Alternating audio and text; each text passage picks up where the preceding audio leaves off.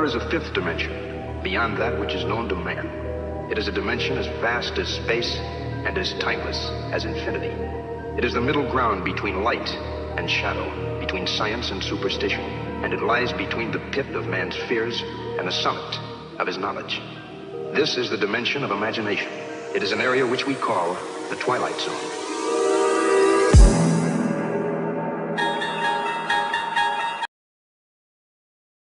That means that we punched our ticket to go try to win a Super Bowl, and that's it.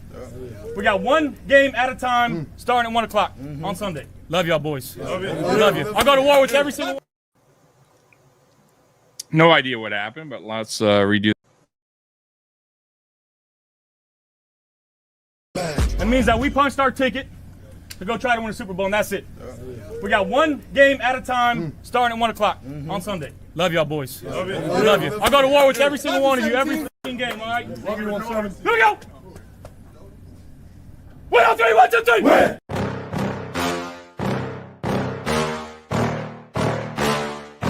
Yeah.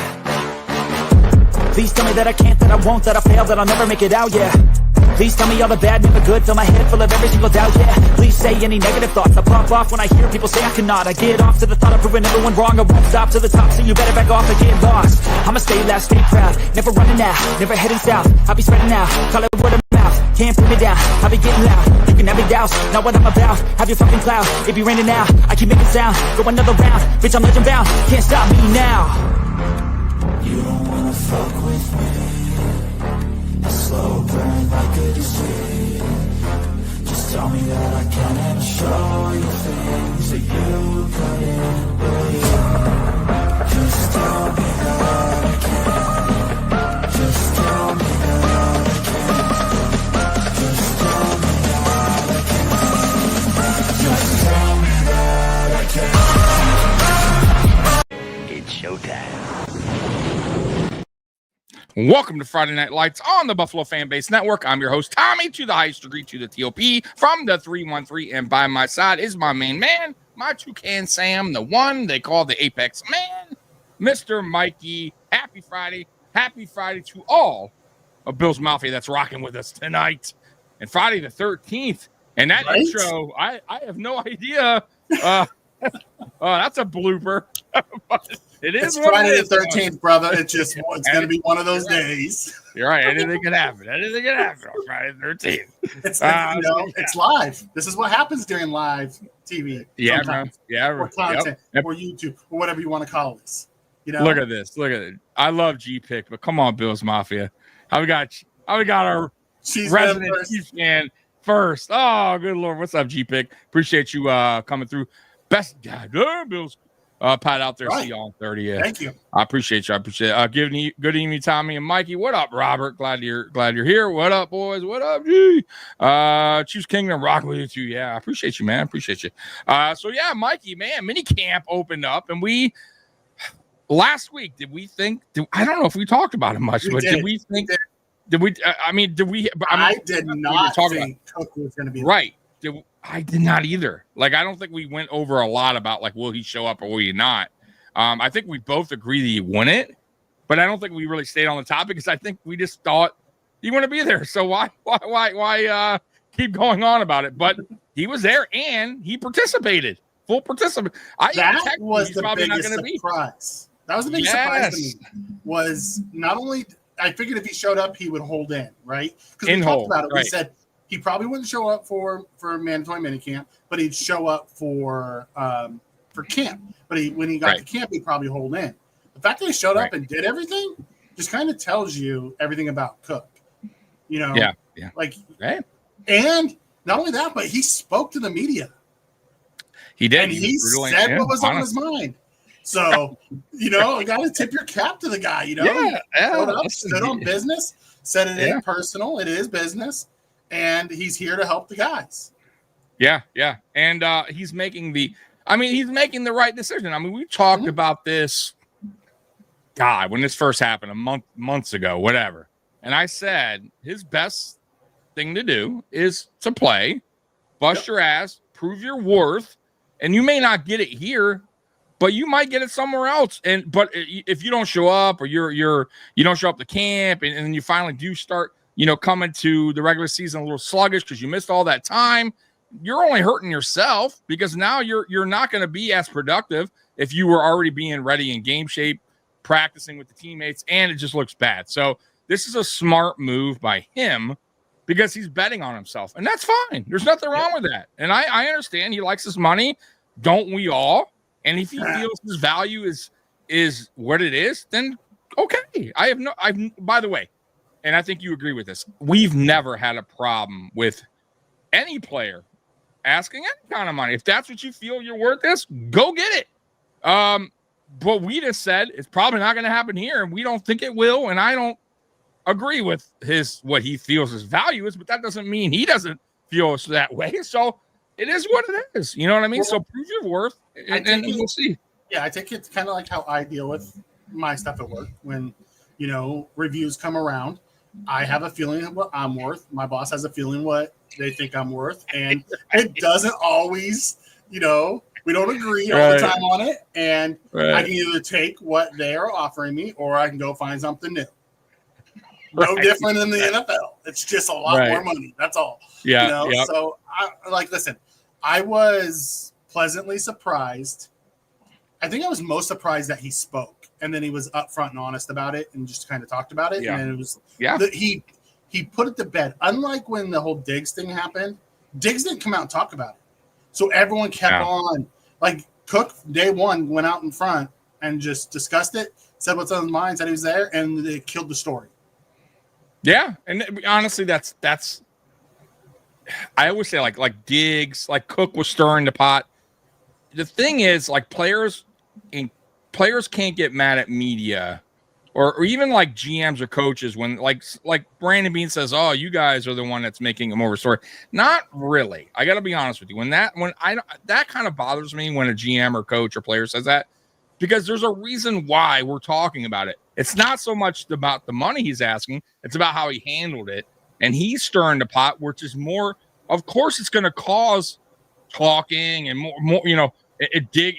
People, debating, on the topic. So, I just kind of feel it's a little unfair that we're making it more than what it should be. Not really. I mean, to an extent, I'm not sure he was talking about content creators. Well, but let's take Adam Schefter. No, Adam Schefter went on media. I'm talking about media. Adam Schefter went on and said that the Bills and him haven't been in discussion, and he's not going to show up. And then he was there. Correct. So did what's his name? Schefter. Yeah, so that's what I was talking about. Okay, and Schefter, we went out and So don't tell me the media is not trying to blow things out of proportion. Well, they tend to do that because they need clicks. Nick Wright is the king of that crap. I agree in an extent, though. Like Adam Schefter doesn't. At least I don't follow him like this. But I don't think he has like a podcast or anything. But I'm just saying, like, the reason why they come up with that, and maybe I'm wrong, and I get what you're saying, the clickbait thing, and I totally agree with that, because they take a little story and make it way bigger than what it is. I'm with you.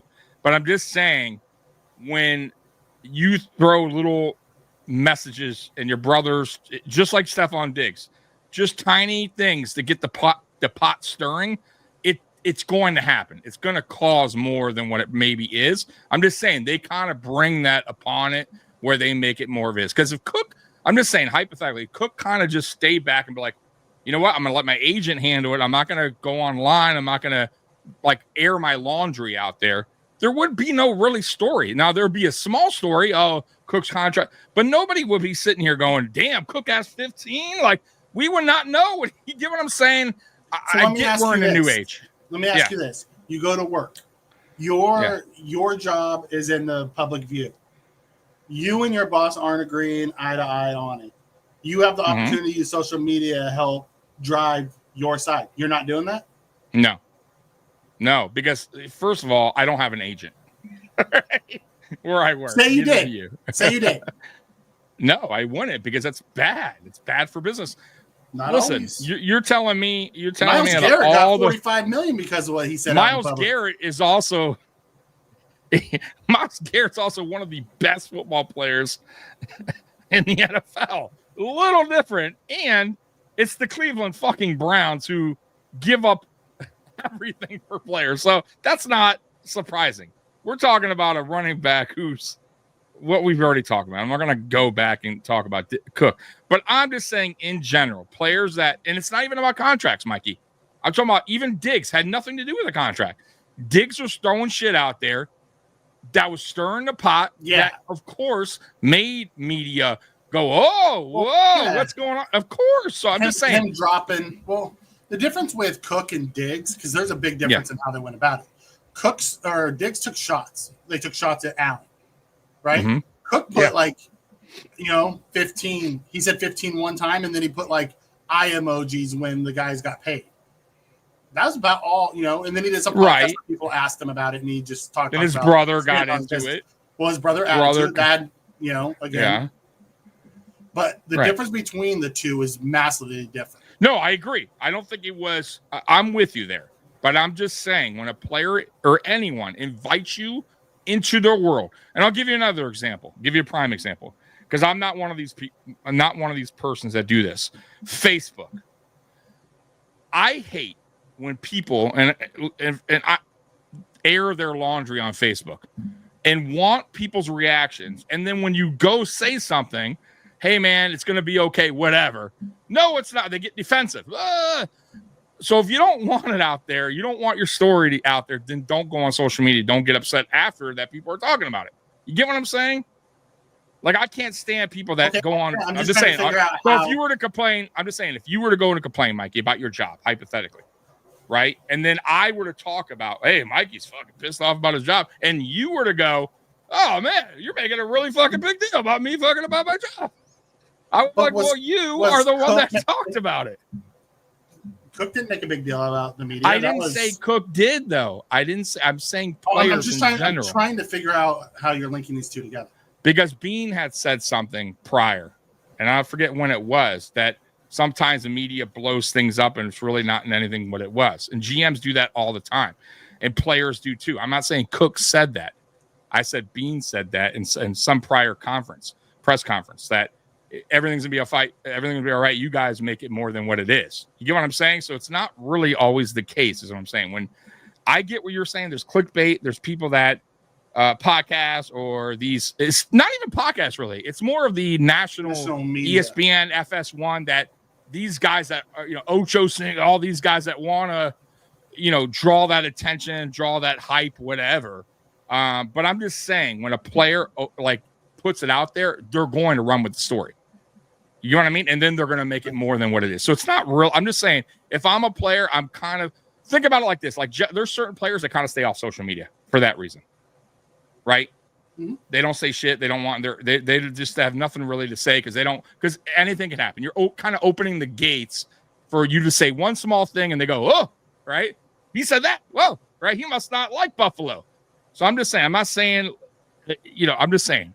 That's all I'm saying. You open that gate. You're opening the gate for stories to be told, and that's all I'm saying. Okay. It's same with people in general, Mikey. I'm just saying. You said yourself, if you have a problem with your job, you would go to social media. But if I came on and talked about you and said, "Oh, Mikey's complaining about," and I made more of a story than what it is, you might go, "Oh," you might take offense to that, or go, "Oh, you're taking it to another level." You may not, but players do. Some coaches do. Some owners do. You don't know what you're talking about. He's going to be here. We have great discussions, blah, blah, blah. They get defensive. So that's all I'm saying, and I get it, but that's all I'm saying. You don't agree with me. I'm just saying. No, I don't agree. I don't. It's not that I don't agree with you. I don't understand where this is coming from. The point is GMs, coaches, players say it all the time. Brandon Bean has said it. He said it. I forget what press. Are you just talking in generalities? In general. Oh, okay. And I'm talking about the Cook thing.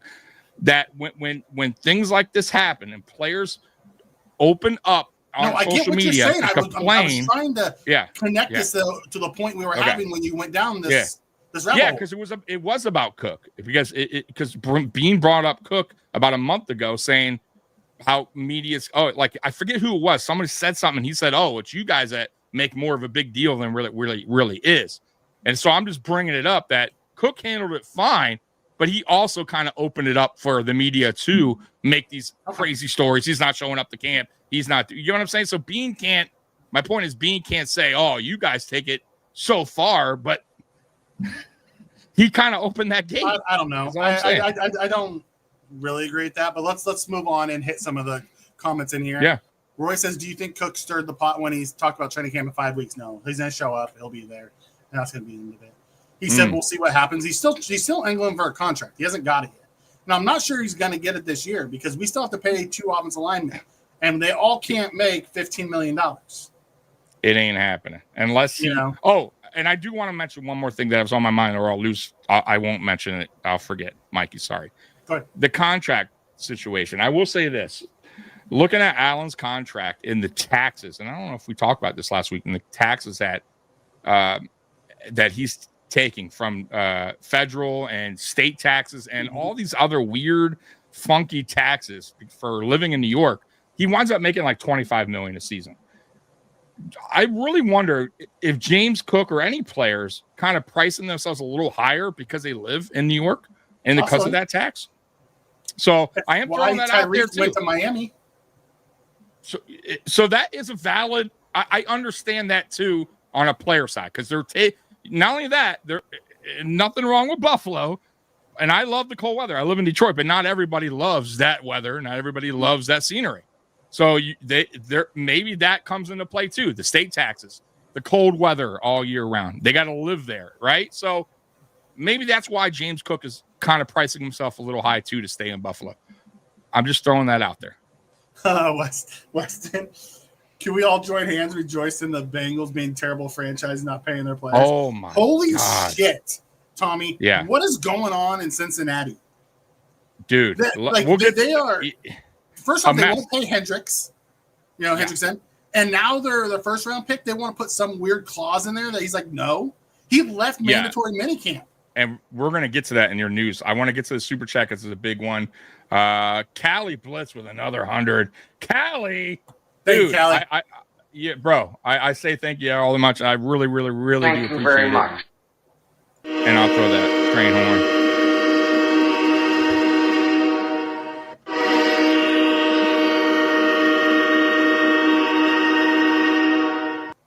I'm back to not getting the train horns again. I'm sorry? I'm back to not getting the train horns again. Oh, really? No way. Oh, no. It's all good. So when we get to the news, we'll talk about that. Because, yeah, you're right. The Bengals now are they're in a tough situation because they're messing themselves up. Mm-hmm. They paid up that offense, ahead, Mikey. Nothing on defense. Yeah, go with the chat again. I'm sorry. No, it's good. It's fine. Tommy fishing in that deep rabbit hole. No, it's not listen, Roy, it's not a rabbit hole. I mean in general, like I guess in general, in life in general, I'm saying if you don't want people talking about your business and you get offended, like people, because players all the time do that, and people in general, then don't air stuff out there for everybody to see. That's all I'm saying. Like, so I'm not that kind of person on Facebook. Like, oh, today was blah blah blah blah blah, and then you're like getting offended that people talk about it. So that's all I'm saying. Go ahead. We're paying the wide receivers too much money. Yeah. I've been busy. Cat in the Hat. What's going on? Oh, yeah, welcome back. All right, so tell me, let's jump in. A lot of it was talking about the Bengals and the Tyreek thing, which we're going to get in around the news. So let's jump in and do this. We'll start with Dak. Dak says he wants a Super Bowl title, not a legacy. That's a weird thing to say because if you win Super Bowl titles, that helps your legacy. Yeah, absolutely. So, look, matter of fact, we just talked about Eli Manning last week. We don't agree with it, but it helped his legacy because if he doesn't win that, there's no way he's won. And Mikey still doesn't agree he's won. He might not even be top 50 without those Super Bowls. He wasn't that great of a quarterback. But it makes a difference. You know what I mean? A huge difference, guys. So, yeah, I agree. It does. Saints sign running back Cam Akers to a 1-year deal. Does that surprise you? Cam couldn't find work. He's looked good everywhere he's gone.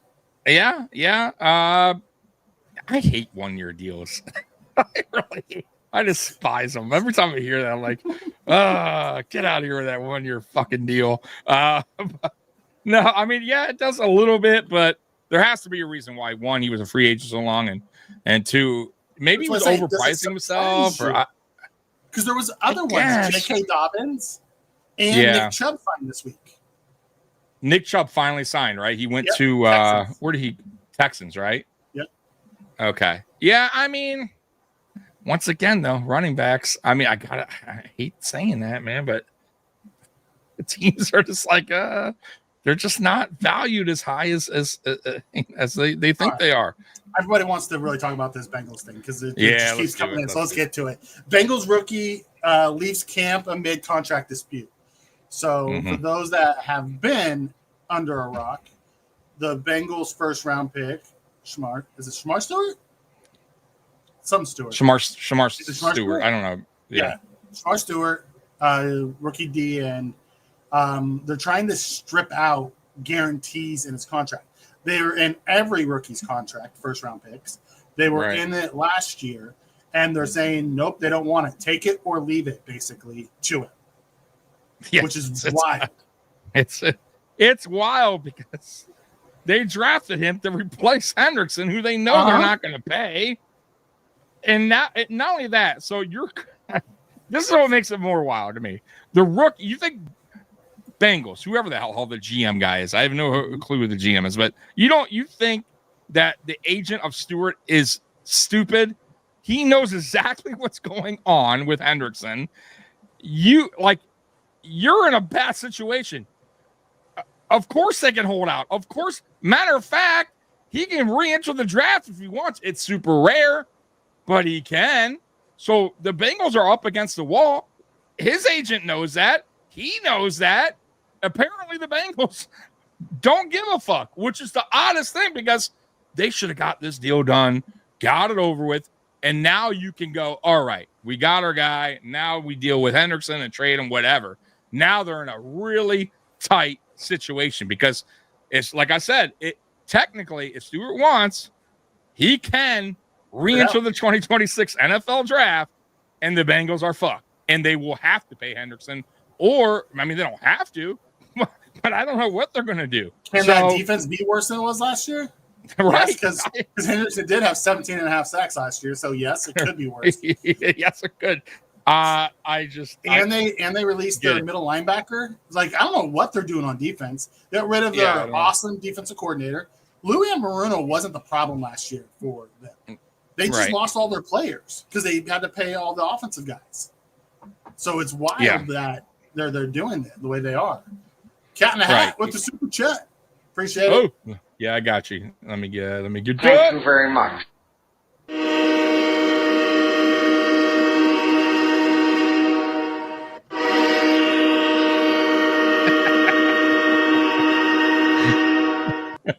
There we go. I appreciate. I did hear it that time, so we're good. Okay. Ken Atkins says I heard Ray Davis had 120 touches last season. He's on target for 180, which will help us out. I want to get to this, and we'll circle back to this right after the Shamar Stewart thing. But I want to finish up on that, and then we'll come back to his question here or his comment. Sounds good. So when you're thinking about it, wouldn't it be wild to sit out for the whole year and then go back in, or would they be smart enough to just trade him? Because then they don't lose a draft pick.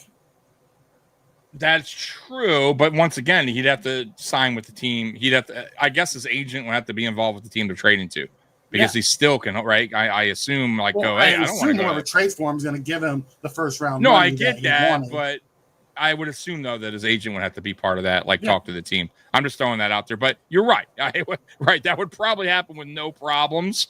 But yeah, at least you get something in return. Right? Other than a guy just sitting out. Right. If you're unwilling to make the deal happen, which is really wild to me, by the way. DG, you're not wrong. They're notoriously cheap. Matter of fact, they sold their stadium naming rights so they could pay Joe Burrow. Yeah, it's crazy. It's just I don't get certain GMs, certain things teams do that are just mind-boggling, bro. And that is a mind-boggling thing. You got a player that's disgruntled, wants money in Hendrickson. Okay, here's a draft. You got his replacement. Great, cool. You got that situated. Now you're going to be playing hardball. Now you're going to be hardball on a player that you desperately need because you're not going to pay the other one. Oh man, I just don't get it. I don't get it. Not only that, But as G-Pick says, they thought the young guy would be desperate to take the money. In today's NIL world, those guys come out rich as hell. They can sit out a year and it won't hurt them. They all made millions. Right. The first round, there's a chance you made millions last year in college. They said, I think I heard somewhere. I heard somewhere the last player to do it was like in the 90s or something that re-entered the draft. It's been a long time, but it can happen. It seems like he's willing. Baseball a lot. They go back to college, but these guys aren't going to go back to college. So what are they going to go play in the UFL or Canadian for a year? Or is he just going to sit and train? A player like that, years. It hurts, but a player like that though, first round, I think he can. I think somebody would see his talent and go, "Fuck it, we're still going to draft him first." As Scott says here, guaranteed money is creeping in the second round. We have our second rounder who hasn't signed yet either because of guaranteed money. Yes, Sanders, correct. Yeah. He's the only one we have left because we signed Harrison and our other big guy. Can't think of his name. Walker. Yeah, the Walker, right? Deion Walker, we signed them today.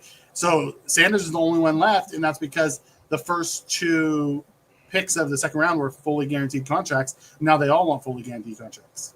Right. So we'll see how that plays out. Right. I think it'll be fine. So let's hit Cat in the Hat's question. Do you see Ray Davis's touches moving up this year? I do. And I do because I watched what they did with Singletary and Cook. It's kind of a cycle with them. They did it with Frank Gore and Singletary. They did it with Singletary to Cook. Now they're doing it with Cook to Ray Davis. They're going to bring him along slow, give him more this year. Cook's going to exit, and then Davis will be the next guy, and then they'll draft somebody behind him. You got it right. You seen it the same way? I really don't, I don't even know how to respond to that. Yeah, what Mikey said. That's exactly what they're doing. Guys, it's the history of the Buffalo Bills. Not only that, I keep telling you guys, this isn't like a Brandy Bean thing. I love it. Bean. This is a Buffalo Bills thing. Buffalo Bills, history-wise, do not keep running backs around long. 3 to 4 year stops, and on to the next. Right, not since Thurman, but it's on to the next. Fred Jackson had 2 stints here, so I'm not going to really include him. But usually it's 3 to 4 years, 3 to 4 years, 3 to 4 years. And I never hate, I'll be honest with you, I still don't hate that. And you're right. They did it. Frank Gore came as a veteran. He started 2 games, and Devin Singletary moved right in there. Devin Singletary was the guy for 2 years, and James Cook. And then James Cook sat behind Singletary, and then Singletary was gone, and Cook was the guy. And it's going to be like this. It's like a rotating door. The door just keeps on spinning. Here comes the next guy every 2-3 years. And I don't hate it. And I'll tell you why, man. I think Ray Davis, what we saw last year, he has a lot of potential. He may not be that home run threat, but he ain't slow either. He had some take it to the house himself. So I'm excited for him. And yes, I agree with Mikey. He's going to get more carries because they're going to want to see, one, what he can do with more carries if they need to draft another running back next year. Like if he can take on that role, and I think he can, but they're going to want to see that. And it makes sense. So they're gearing him up, basically. They're preparing him for his next role, which will be RB1 in 2026, in my opinion. Unless something happens, unless Cook and them really come to this great agreement, I don't see it happening. I think they're far apart. Yeah. Chuckle Simmons says, do the Bengals have the rights without signing him? Yes. The Bengals hold their rights all year long unless they trade him because they selected him. Right. Patriots 12 says, what if they lose the Chiefs again? The sun rises the next day, just like it did when we lost to them last year. All right. I do another podcast. Saying we need to get rid of McDermott. You can't get over the hump. Right. Just go back. If you really want to know, just go back to our channel and type in the Chiefs game or go back. You'll see our reaction. It's going to be the same reaction. There's no difference. It's been that way every playoffs we lost the Chiefs. So that will be that. Hopefully not, though. I'm hoping not. I'm hoping things change. Go ahead, yes, Mike. I'd like to beat them in the playoffs rather than the regular season. That'd be great. Right, G-Pick comes and says, I'm sure you all don't care, but the Chiefs been looking fire in OTAs. Most teams look really good in OTAs. Like, listen, the Chiefs are the gold standard. They've been to what, 6, 7, 8 straight AFC Championship games. Right. You know, outside of like the 1 year the Bengals went, the Chiefs have been in the Super Bowl, so they're going to always look fire. They have Reed, Mahomes, Kelsey, and Spags along with Chris Jones. Those guys by themselves keep you guys at the top of your division and constant contenders in the your head coach. So. Yeah, Reed, you just said. Yeah. So here's the deal with the Chiefs, and we're realists. We keep it very real here, 100. For me, they're the Patriots, right? Like when the Patriots had their run, until it's done, like done, like when Brady left and that Patriots do, or until somebody knocks them off, right? I'm hoping it's us. They're still the kings of the AFC, that is, right? Like, and that's why, like, not bothers me, but that's why every time we're like in a regular season and we're like week 13, they're like, oh, the Chiefs aren't the same Chiefs, and they're not gonna. And I'm like, okay, right. We'll see when playoff time comes because they are a different team when the playoffs start, and no one's proven that they can beat them, right? Except for obviously once in a while in a Super Bowl. Philly beat them last year, but AFC wise, they are the team to beat, and we're all chasing the Chiefs. This is the truth. The Ravens, the Bills. So yeah, this is the best comment. Scott said, "Losing the Chiefs again means no tattoo for Tommy." Damn it. That's really what happens if we lose again. I don't know, man. We got to figure it out. You know, we got. The difference between the Patriots run, I will say this real quick. The difference between the Patriots run versus the Chiefs run is I feel like the AFC has a lot more stronger teams to take over. You know what I mean? Because the Patriots really ran that for a long time. But how bad were the Bills? How bad were the Dolphins? How bad were the Jets? You know what I mean? Long time. You know what I mean? There wasn't a lot of dominating AFC teams that were going to go out there and compete against the Patriots for that run. Now I feel like there's a lot of good AFC teams, bro. There is. That Can I tell you the difference for me? Yeah, go ahead. The Patriots cheated. Yeah. Chiefs didn't. Or they haven't been caught. One of the two. They haven't been caught. The Patriots got caught. Like, let's call it what it was. I'll give you that. It was kind of bullshit, right? If you are recording if you are got caught recording the team you're playing against, and they're playing right. Yeah, that right. If you ain't cheating, you ain't trying. That's what we were brought up saying, and Bill Belichick lived by that motto, and he got away with it most of the time. And maybe the Chiefs do, and they just don't get away with it. But like, I just don't see Andy Reid as that type of guy to push the edge like that.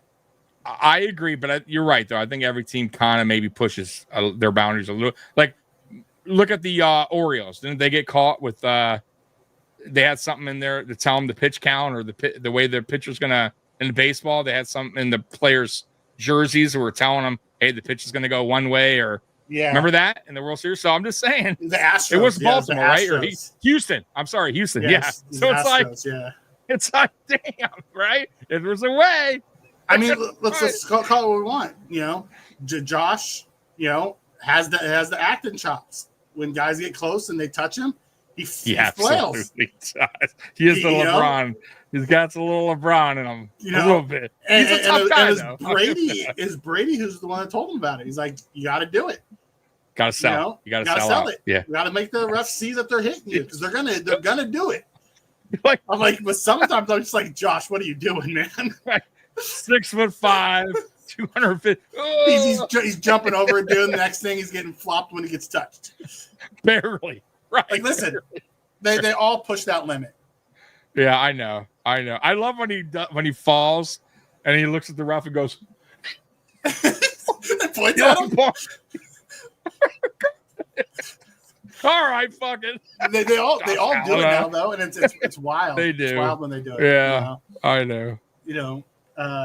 Protect the guys taking the snap. G-Pick says the West is so stacked. Harbaugh, Peyton and Carroll. Yeah, it's a rough division now. Let's see how this is what, year 3 of Harbaugh?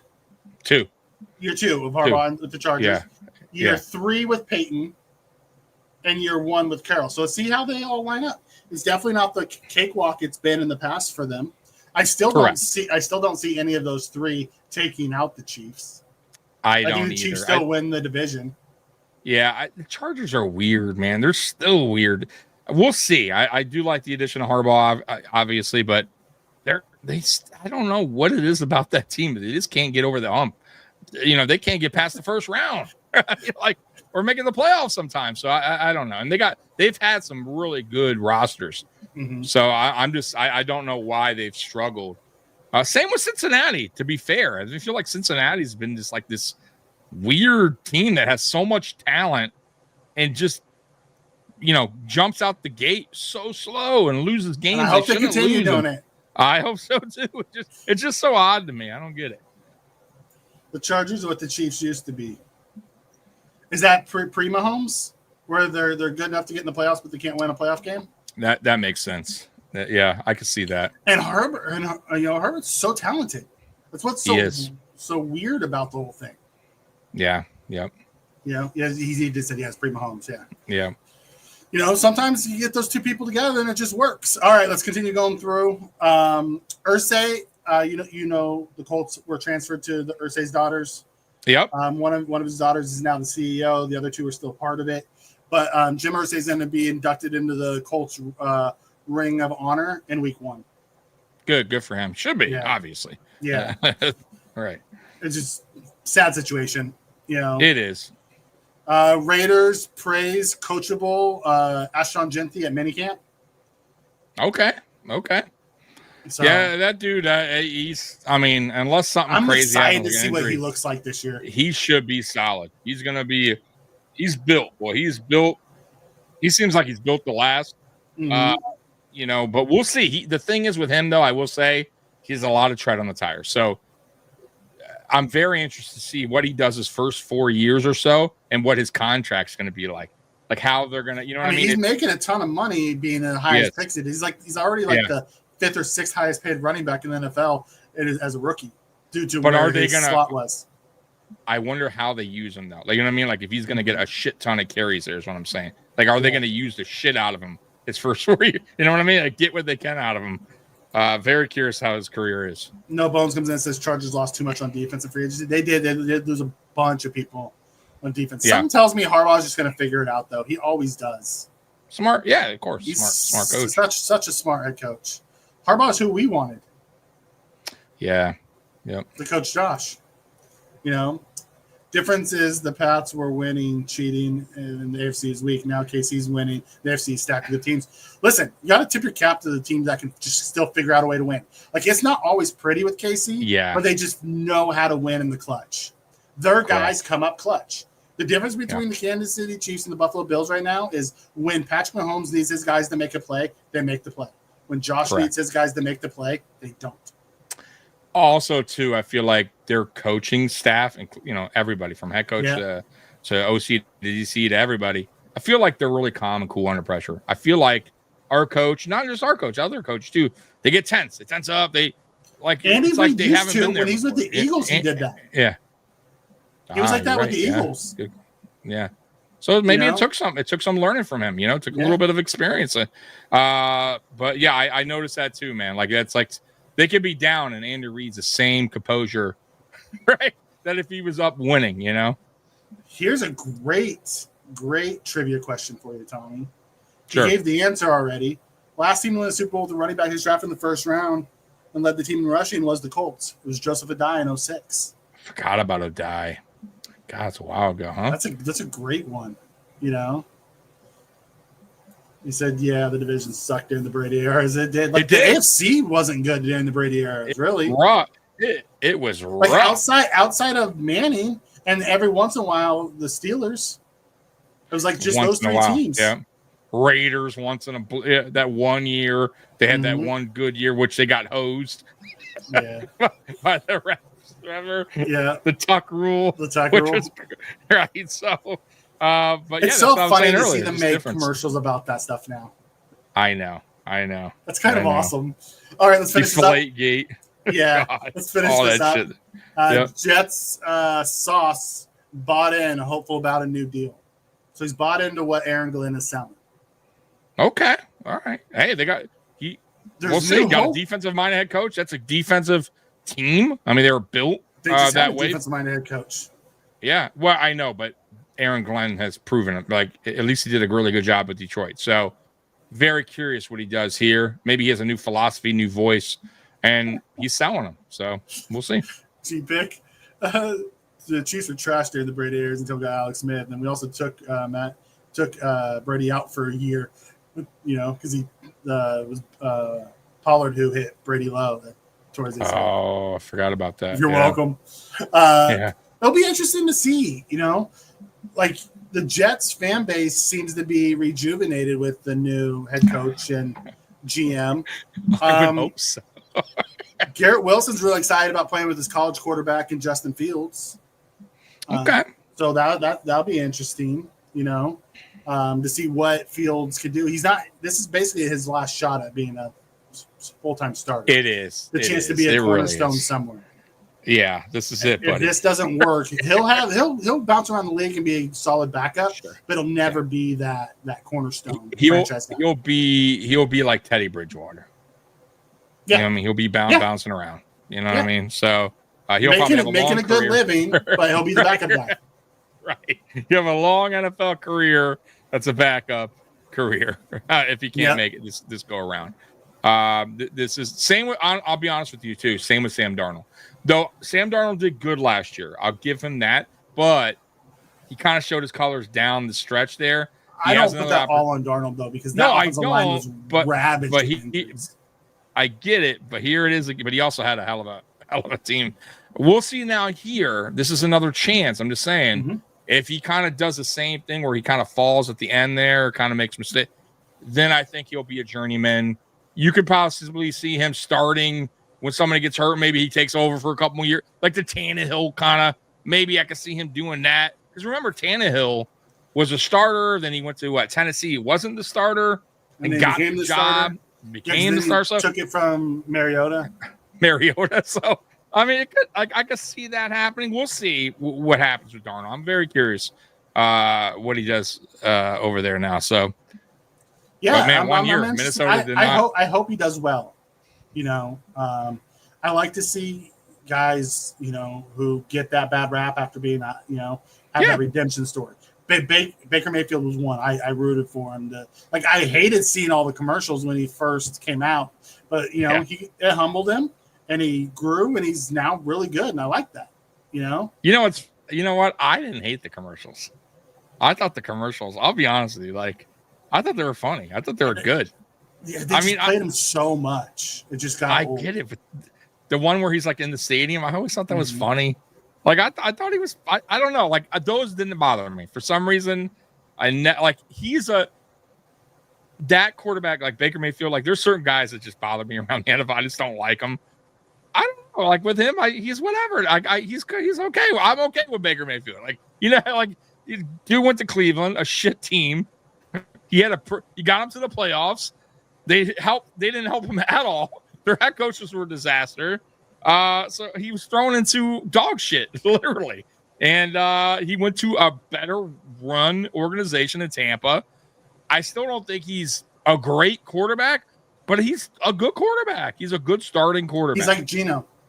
He's like Geno Smith. Yeah. I would say he's above average. Yeah. He's good. He's border. Yeah. He's close. He's in that. But the only problem with him is inconsistent. That's why he's in that category there that we have. Yep. I have him as tier 3. Yeah. Yeah. Makes sense. Then the last one I have is the Patriots to unveil Tom Brady's statue on August 8th. I'll say it again. I'm sorry. I missed it. What did you say? I said the Patriots to unveil the Tom Brady statue on August 8th. Ooh, the Tom Brady statue. Yeah. I heard you're flying down there to go see it. No. Not even a chance, brother. No. No. That ain't gonna happen. Man, you're so rude. He ruined my 20s. Screw that guy. I'm Prison Mike. That's right. Don't make me stab you. Oh my God. Ken Matt comes in and says, "Oh, I'm glad that we drafted defensive heavy. If our defense was better last year, we would have beaten the Chiefs and we would have been a Super Bowl. Although I'm not sure anybody beats the Eagles last year. They were just on fire at the end of the year. I agree. I think they were so good. I mean, maybe you agree. If we had a better defense, maybe. But Jesus, they were just on something. I think our offensive. I think we would have put more points up than the Chiefs did for some reason. But I think defensively, like we would have gave up. They would have shredded us, right? So it would have shredded us. It would have been the opposite way. I think it would have been funny. I think it would have been Barkley just like tearing us apart instead of Hurts. You know what I mean? Like, like we would have not have been able to stop Barkley. Like that would have been the Barkley Super Bowl. Yeah. You know what I'm saying? So, Chiefs went all out to stop Barkley. We went all out. They did a great job. They did a phenomenal job, but unfortunately, Hurts had himself a game. And their defense, really. The Phillies' defense came to play. Yeah. They did a phenomenal job versus the Chiefs in that Super Bowl. John comes in and says, if the defense chokes in the playoffs again and our offense performs at the same from last year, fire McDermott and hire Brady. Listen, if our defense continues to choke, we have to do something, right? Continuing to do the same thing over and over and over again and expecting a different result is the definition of insanity. But that's what we're doing. I mean, we're doing it every season, Mike. That's kind of why, like, now I laugh. I can't get really mad anymore because it's like a broken record. I feel like we're just saying the same things every offseason when it comes to Sean McDermott and this defense. And really, at the end of the day, we're not even so much complaining now about just Sean McDermott as a head coach because I feel like he has gotten a little bit better. Gotten a little bit better clock management, got a little bit better overall as a head coach. But he's a defensive-minded head coach, and the defense sucks ass in the playoffs. And it really is the reason why we leave early, right? We don't make it to the Super Bowl. And like Mikey said, like eventually you have to make something. A change. You can't keep running it back with a guy that can't figure it out. Not only that, Pagula thinks you can. Yeah, Pagula. But not only that, like you're doing everything he wants for the defense, right? Like you're going, okay, that defense. We won't get the big giant fat guy stick in the middle. We'll get you penetrators. That's what you want. So Dean goes out and gets him what he wants, and and if he still fails. And then what do you do? Do you go, it's the players? It's not even the players. It's a scheme. You know what I mean? They brought in better coaches this year, too. Proven coaches in those areas. So let's see what this year looks like. I get it. Tell me, Mikey, we finally have good defensive tackles and linebackers if Shaq's healthy for the first time. Good CB core. We need another edge. I don't think we need – I think where we need is safety. I am super concerned about our safety room. Hamlin was hurt. Bishop was hurt. Like, during the OTAs, like, what's going on again? Like, our safety room is – Bishop already hurt. Come on, man. Like, I'm not worried. God. Like, we're deep along the D line, so I'm not overly concerned there. I am concerned about our safety room, though. I really am. Again. Yeah, it's the second season in a row where we have concerns. About that position. So I don't know, Mike. At this point, that is I don't know what they're gonna do. I don't know. Like they gotta figure it out. They gotta get it right because that's an important position on the defense there. So Chris comes in and says Bills Rams Super Bowl. You heard it here first. Okay, I like that. Okay, all right. The Wade's statue was a debacle. They're still talking about the Tom Brady statue. Oh my God, the Wade, it was terrible. Yeah, Bosa's hurts. What's new? Yeah, he'll be ready for training camp. Let's see how long he makes it to training camp. Yeah, that's nothing new. Yeah, though it's not a crazy. It's a minor thing, but yeah. But then Harrison had it at the end of camp too. He did. Luckily, it's mini camp. They're still a while away for the real deal. For when the pads come on, that's when you're going to kind of see the real injuries start to creep up during, when the pads are on. That's something to keep an eye on because I would really man, Mike, what do you do? Question, what do you do with Joey Bosa when camp comes on, pads come on? Are they kind of... You stick him out there. Right. Oh man, you got to get ready for the year. Yeah, I get it. It's just so like, you limit his reps. Like, you limit his reps. Right. You know, you limit they're veterans. You can limit the reps. They don't need to be in all the time.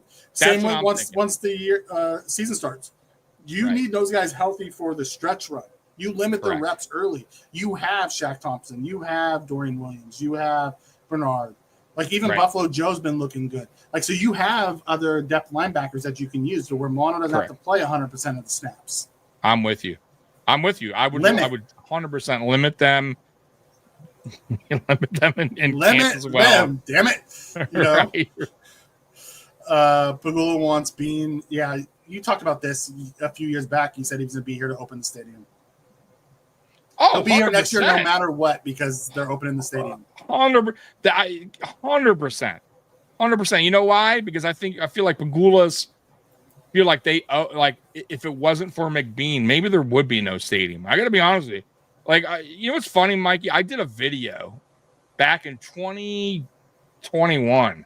I totally forgot about, and I was like, it was about McBean, and I was like, and it was all like, I was hyped up, and I was like, bro, Bills Mafia needs to, you know, praise these guys. Like, these guys brought this team to nothing to something. The AFC Championship game, like look what they've done. And I kind of feel like that's what the Pagulas here are thinking. Like, damn, they got our money's up, merch is up, fans are happy, winning team, title appearances. Right. So, like, these guys are part of the reason why the stadium. Let's be honest, the stadium got approved too because of the hype of the Bills.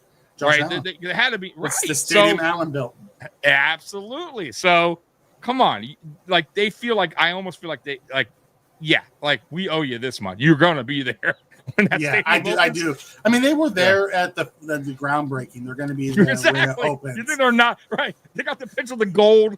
And now they're going to like Back to the Future. It'll be just like Sean McDermott, like just disappears in the picture. Yeah. John comes and says he's way more concerned about CB2.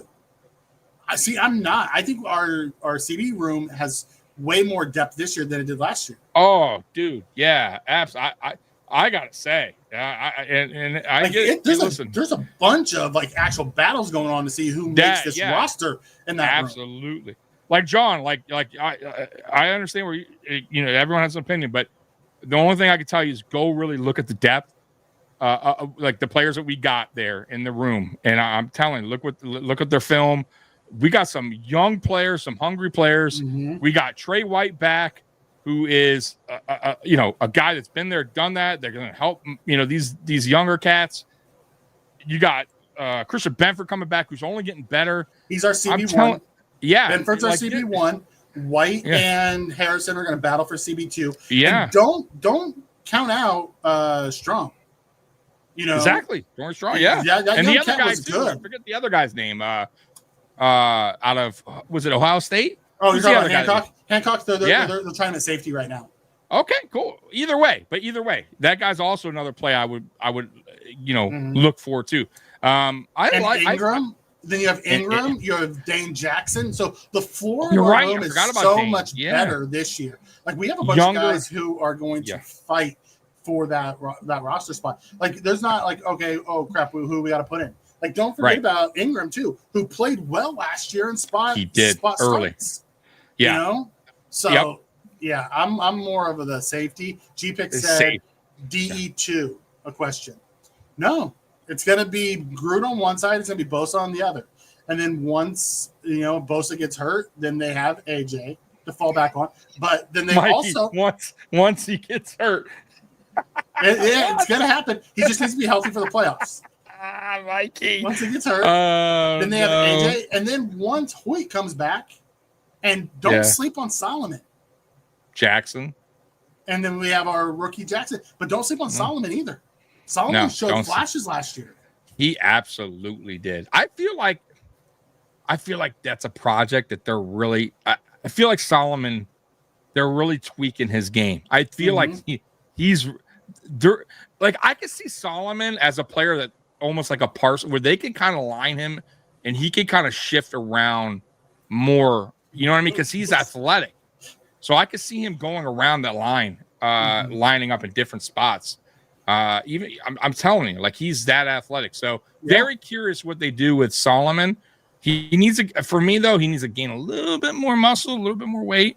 But other than that, may have this offseason. We don't know what he looks like when he's come back. Exactly. So we'll see. And Jackson obviously has a lot of upside to him. I would say the only guy, and I'm not even hating on Epinesa, but it's the only guy I would say, like maybe we know what he is. He's a rotational try-hard guy who's gonna flash a couple times a year. Yeah. And I you know what? I don't mind it, and I like his effort. He always brings it. When he's healthy, he brings it for the most part. Like, so. He likes to get his hands up and bat balls down and do things. He's not a sack guy. He's good against the run, and he knows how to get in pass lanes. We know what he is. But then having the rookie Jackson, Secchi, and Solomon, Hoyt, who's suspended for 6 games, but once he comes back. So, if Bosa can stay healthy for the first 6 games, get a little injury, be out for 6 games, come back, get ready for the playoffs, we'll be ready to go. Yeah. I'm with you. It works. Yep. Scott says put Bosa on the IR until playoffs. Yes, that works for me. Right. Scott, raising that Super Bowl banner in a new stadium would be amazing. That would be amazing, wouldn't it? Raising in any stadium. Yeah, but putting it up in the new one, year one in the new one, opening. Tell me the NFL wouldn't love to see the Bills open a new stadium on Thursday night kickoff, raising the banner. That would be and then you know what though, Mikey? You know what I would hear? The NFL so rigged. You hear it anyways. Let it be rigged our way for once. I know, right? That's so rigged. It's so obvious. They're on Hard Knocks. That's the colors of the. That's fine. Let them say what they want. Just let it happen for us. I don't care. Right. Super Bowl. Oh my God. White and Jacks are washed. I disagree, but it's okay. We can agree to disagree. That's the best part about being a fan. So John, Trey, I'll be honest with you. I don't know if he's washed or not, but he's had 2 major injuries. We'll see with him. I'm not 100%.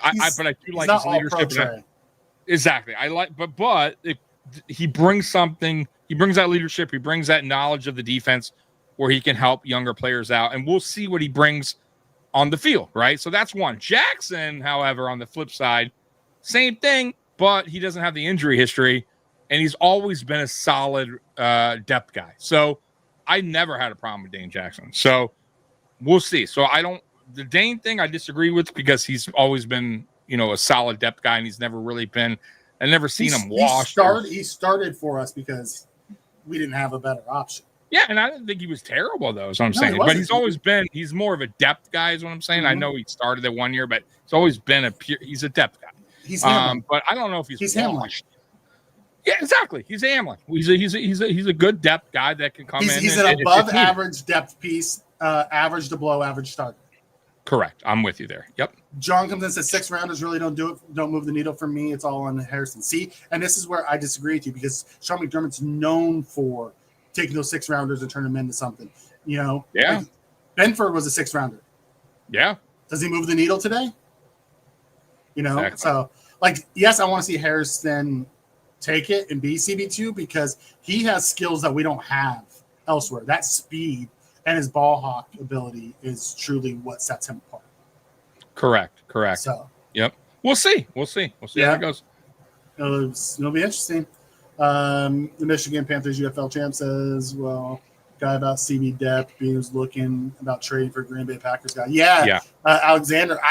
Alexander is very much a Bosa type of player. When healthy, super productive, but hasn't been healthy. He's actually been hurt more than Bosa's been hurt. He's played 14 games in 2 years or something like that? Play 7 games a year? That's wild. I'm surprised they tried to trade for him, though. We did. One. With that contract. Yeah, it was just odd. Like that, surprised they would do that. And then 2, like if that was the case, you would think we would have been first to sign him. You know what I mean? Like if we were that hungry for him. So I don't think the Bills, unless I will say this, unless he's not signed and we have some injuries in camp or something and he's still available, then I could see the Bills bringing him in. I disagree with you on the Groot front. Also, I'm not looking at the Chiefs O-line in the same light as I look at the Eagles O-line. The Chiefs, we don't know what they are. They have a rookie in Simmons, who, if healthy, is an elite talent prospect. But they traded away Tooney, all-pro. You know, they have Creed and they have Trey still, and then they have, you know, Taylor over at right tackle. But their left tackle and their left guard is question marks. So you don't even put them in the same breath as that Eagles offensive line. Right, and you're also forgetting the front. The front. So it's not always about the edges too. So I feel like with the addition of Sanders, but he's crapping on Groot here. Groot's good. See, I Solomon, I understand, fine, but I don't think Solomon mid. I think Solomon is just he's a project player. So I don't even know what I would call him as of today. I'm not calling Groot mid. Yeah, Groot is not mid at all. Go look at where his grades. His grades are super high. Pass rushing, he's high on the list as far as passing rush rate, getting to the quarterback. He's good at stopping the run. He's a solid overall edge. He may not get home, and that's the sexy part of the whole thing, right? Seeing the sacks, but that's just not. You know what, Mikey? I don't think he'll ever be a 10+ sack guy. It's just not what he does. I disagree. But you know what? I just don't know. Constantly, I don't see him that. I don't think we're going to have anybody who's 10+ sacks in McDermott's defense. His defense isn't built for that. You're in that may be the case. It may be a reason why. That also may factor in. You see a lot of guys. Shit, look at what's his name? The guy who used to come in here, Settle. He went to Houston and he looked awesome in Houston. He couldn't. He looked bad in Buffalo. Floyd did get over 10 sacks his first year here. Yeah, but Floyd is a special player. He gets 10 sacks everywhere he goes. He's a walking 10 sacks. So, but if you have a guy like that, he's going to get his 10. Groot's not that. To your point, what you just said about special kind of, I don't think Groot is that kind of guy where his specialty is getting sacks. You know what I mean? Like I think he's this well-rounded player. You know what I mean? He does a lot very good things. You know what I mean? Run stopper, creating pressure. He's just not a high sack guy. It's just not what he's going to be in the NFL. I don't see it that way, though. You're right. He could go to another team. And maybe he will be. I don't know. But I just, as on this team, on this scheme, I don't see it like that. I think in August, right, Mikey? Mm-hmm. August 7th? Well, I think. Well, yeah, I think it's something like that because they'll start filming it at the end of July when they show up. Panthers are desperate for CBs and they cut Jackson year one. But they cut a lot of people. And those people go on and do well elsewhere. I'm not looking at what they do for that Panthers team and say, "Ooh, they're bad because they couldn't do something with the Panthers." I got the answer, by the way. August 5th on a Tuesday at 9 p.m. on HBO. So there you go. 9 p.m. August 5th, Tuesday. Right here it says, do you guys think that taking Bosa was a smart move when everyone knows the guy passing? Yeah, I do think it was a good move. It wasn't overly expensive. It was $12 million. And when he's healthy, go look at his playoff game last year and tell me you don't want that guy on your team when the playoffs hit. I'm not. It's hard to explain. I think I'm in the middle. Like I'm with Mikey in a way. Like, okay, if we get a healthy Bosa in the playoffs, I don't give a shit what he does in the regular season. If we get that guy that performed what he did in the playoffs, cool, right? That's all we want. That's what we need. But if he's not ready for the playoffs, he gets hurt late in the season or out for the year. It's just a total waste of money. I know we don't see, $12 million. It's still $12 million. Right, it's still a waste of a contract for me. So I'm on the fence with the Bosa thing. However, with that being said, I think Bean and McDermott understand the situation when it comes to Bosa. They're going to limit his snap count throughout the regular season and training camp, I would assume, and just gear him up for the playoffs because he's a one and done player. Right, so they're using it. They're using him for the playoffs. If he hits, he made it back. Exactly, he made it back. You mean he may be back? Yeah. Maybe. If he hits, they may bring him back. So here's the deal: if he hits, though, does San Francisco want him? Because he was on the verge of going to San Francisco to play with his brother. You know what I'm saying? So San Francisco, after paying Brock Purdy all that money, ain't gonna have the money to sign him. Yeah, but he could just go, you know what? I finish my career with my brother 1 year. You know what I mean? I'm just throwing that out. That's the problem, though, Mikey, when we do these 1 year contracts. Yeah. Because if you do have a player that goes like Leonard Floyd, let's say. Let's just take Elijah Moore. I think Elijah Moore's going to have a really big year, and he's about to get paid somewhere. Thank you. Exactly. And it sucks because we're going to get all excited for this guy because I'm with you. I'm excited to see him, and I think he will have a good year. And it sucks because he's going to have that, and we're not going to have the money to pay him. And he's going to want to go, hey, I want to be the guy, right? Not Shakir, like I want to be the main guy. So I'm going to go to wherever. You know what I mean? And I'm going to get paid. And we're going to go, well, okay. See ya. Yeah. All right. You know, I mean, so I do. I think Moore's going to have a good year this year. I really do. I'm with you. Yeah. You know, I'm with you, John. Rather gave Moore the Palmer deal. Like, flip him around. But at that time, Moore wasn't available when Palmer. I know. I just wish we could. Like, hey, Palmer, we're gonna give you a 1 year deal. Hey, Moore, we're gonna give you the 3 year deal. We're just gonna go ahead and switch that. I'm excited to see what Palmer does too, because Palmer's been good. He was just behind a lot of really good guys. I'm with you there too. He has potential. The only thing, like I said, great route runner, great separator, just doesn't have that breakaway speed as a receiver that we really kind of wanted. But listen, I don't care if you get separation like that. Yeah, but if you get separation, it don't matter. You're going to get massive yard. You know what I mean? So we'll see. I am curious with Palmer too. Very curious. Yeah, how he does. I'm excited to see what this year's receiver room looks like. I'm with John on this, Mike. That's why my concern is safety. You know, we got away with people like Wallace and Jackson because of Poyer and Hyde. That's why my concern is safety. Big time. Big time. Know, we had a chance to go get a couple of them. God, we could have get a kid out of Notre Dame, Watts, and we didn't do it. Could have got the guy from Miami Hurricanes. The third round. What was the guy's Hurricanes name? Yeah. Started right away. Now. Yeah, he's starting for the Rams now. Yeah. And looking great. The Rams. Yep. Yeah, so I mean, it's like he was there. He was available. Ooh, spin. I rather have 8 players with 8 sacks than 1 player with 10 sacks. Me too. But we don't have 8 players with 8 sacks. Yeah, we have like maybe 1. Yeah, I would. Yeah, I would want 4 players with 8 sacks. I'd be happy with it. Kelly Blitz is with you. He's in the middle on Bosa. We'll see what happens.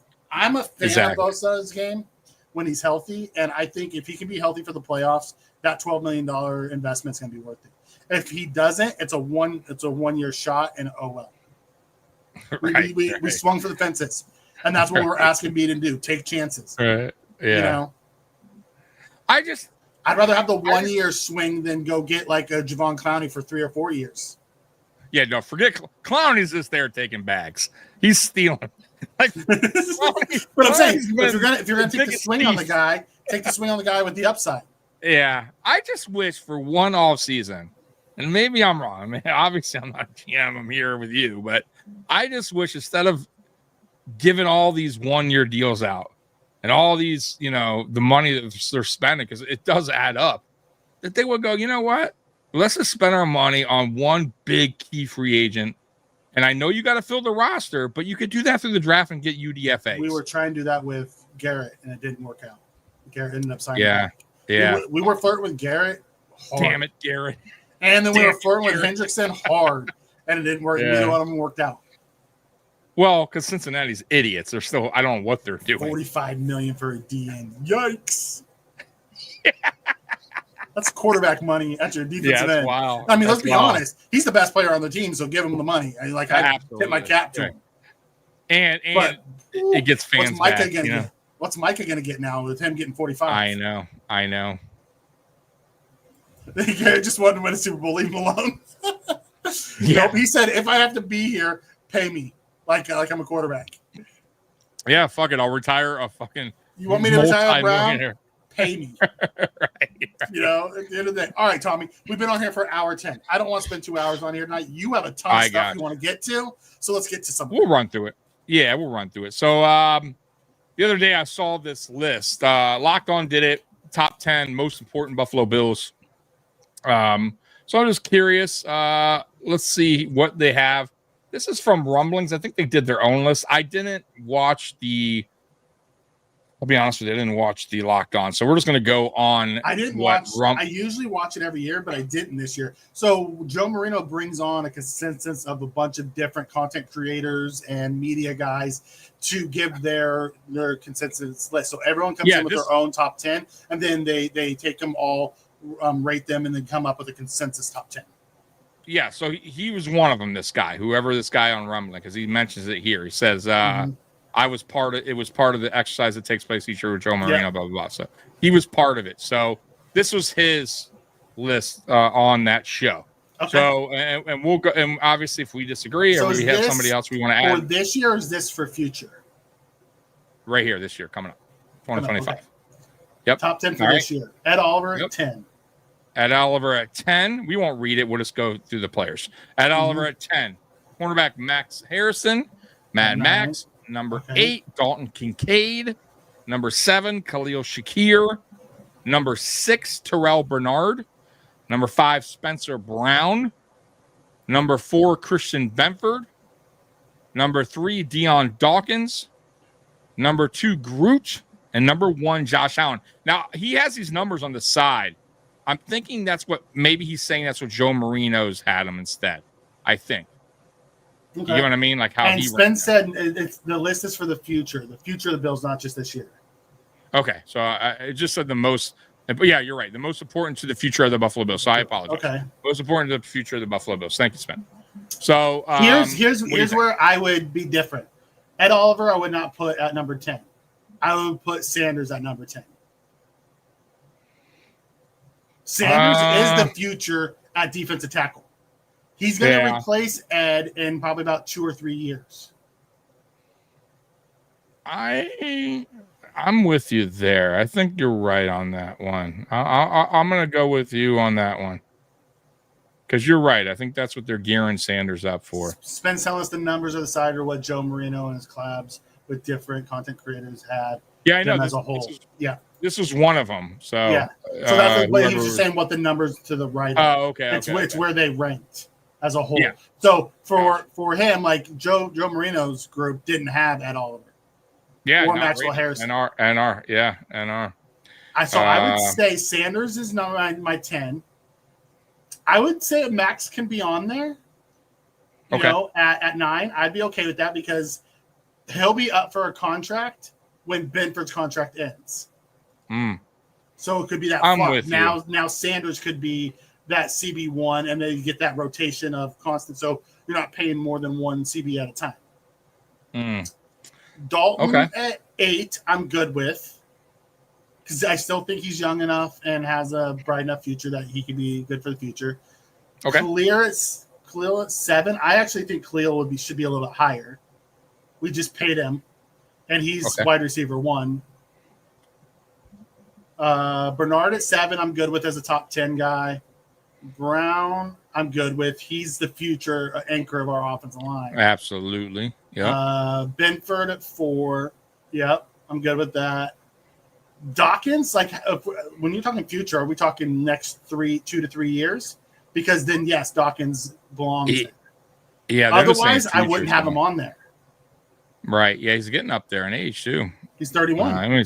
Right. Yeah, so he has 3 to 4 years left. Probably 2 to 3 of elite talent left. Right. I mean, unless he's just one of those guys like Trent Williams and those guys who can play until they're 40. And maybe he can. I don't know. You know. We got Groot. Rousseau at 2, and then Josh. Yeah. Josh obviously is number 1. I'm okay with Groot. Like, I'm okay with a lot of these guys. I would trade Oliver for Sanders. I'm with you on that one. Who's missing on you? I will say a player that's missing. James Cook. So apparently they don't think he's going to be here for the future. I don't think he's going to be. But hypothetically, let me throw this out there. Coleman? No, but I want to throw this to the James Cook thing. Let's say they got a deal done with Cook. Hypothetically, does he belong now on this list? Yes. Okay. If we knew he was going to stay, then yes. Yes. So, chat, I want to ask you the same thing. If James Cook signed an extension, does he belong here on the top 10 here of on this list? Most important players. And why we're waiting for that answer? Yep. John says Oliver's only 27. Yes, and in 4 years he'll be 31, which means that's when Sanders is going to be up for his extension. You're telling me in 4 years we're gonna pay Oliver, at 31, $25 million a year, or are we gonna pay a 26-year-old Sanders that if he's come along? I think Sanders should be in for Oliver. I don't know. I'm on the fence with that too, Mikey. Though I get what you're saying. I don't know. I'm with you though. I think looking at this list here, let me see here. You got Harrison, Kincaid, Shakir, Bernard. Yeah, man, it's tough, man. I guess I'm with you, man, on that one. I see where you're going with it. Cook's a running back, so that's understandable why he's not on there.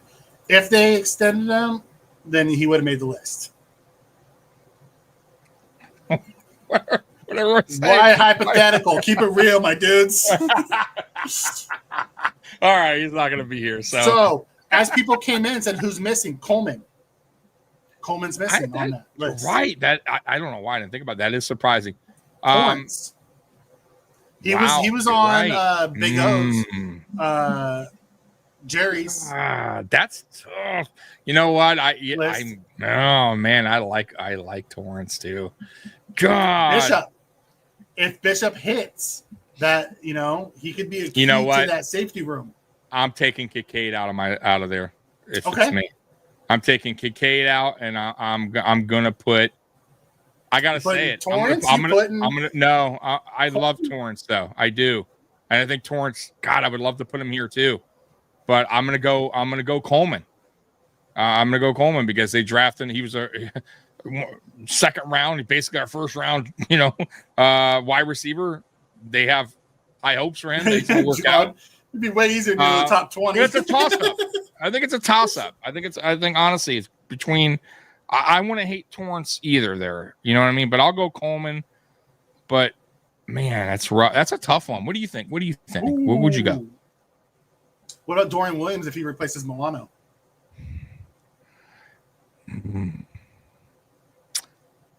Possible, man. God.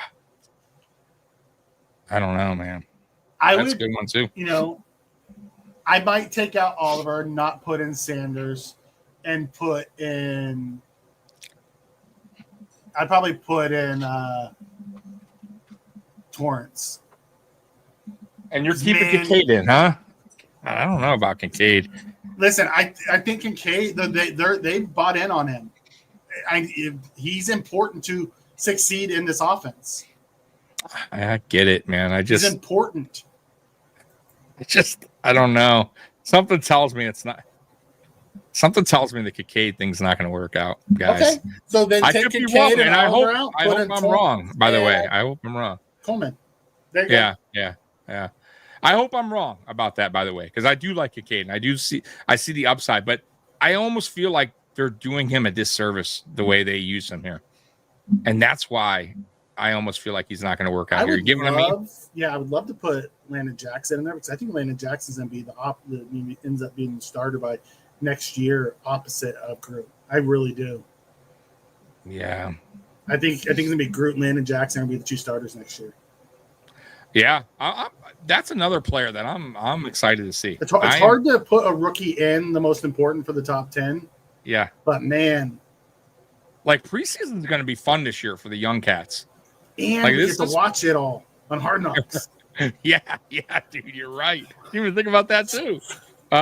It's going to be exciting. Like, I am very curious how Landon Jackson develops here.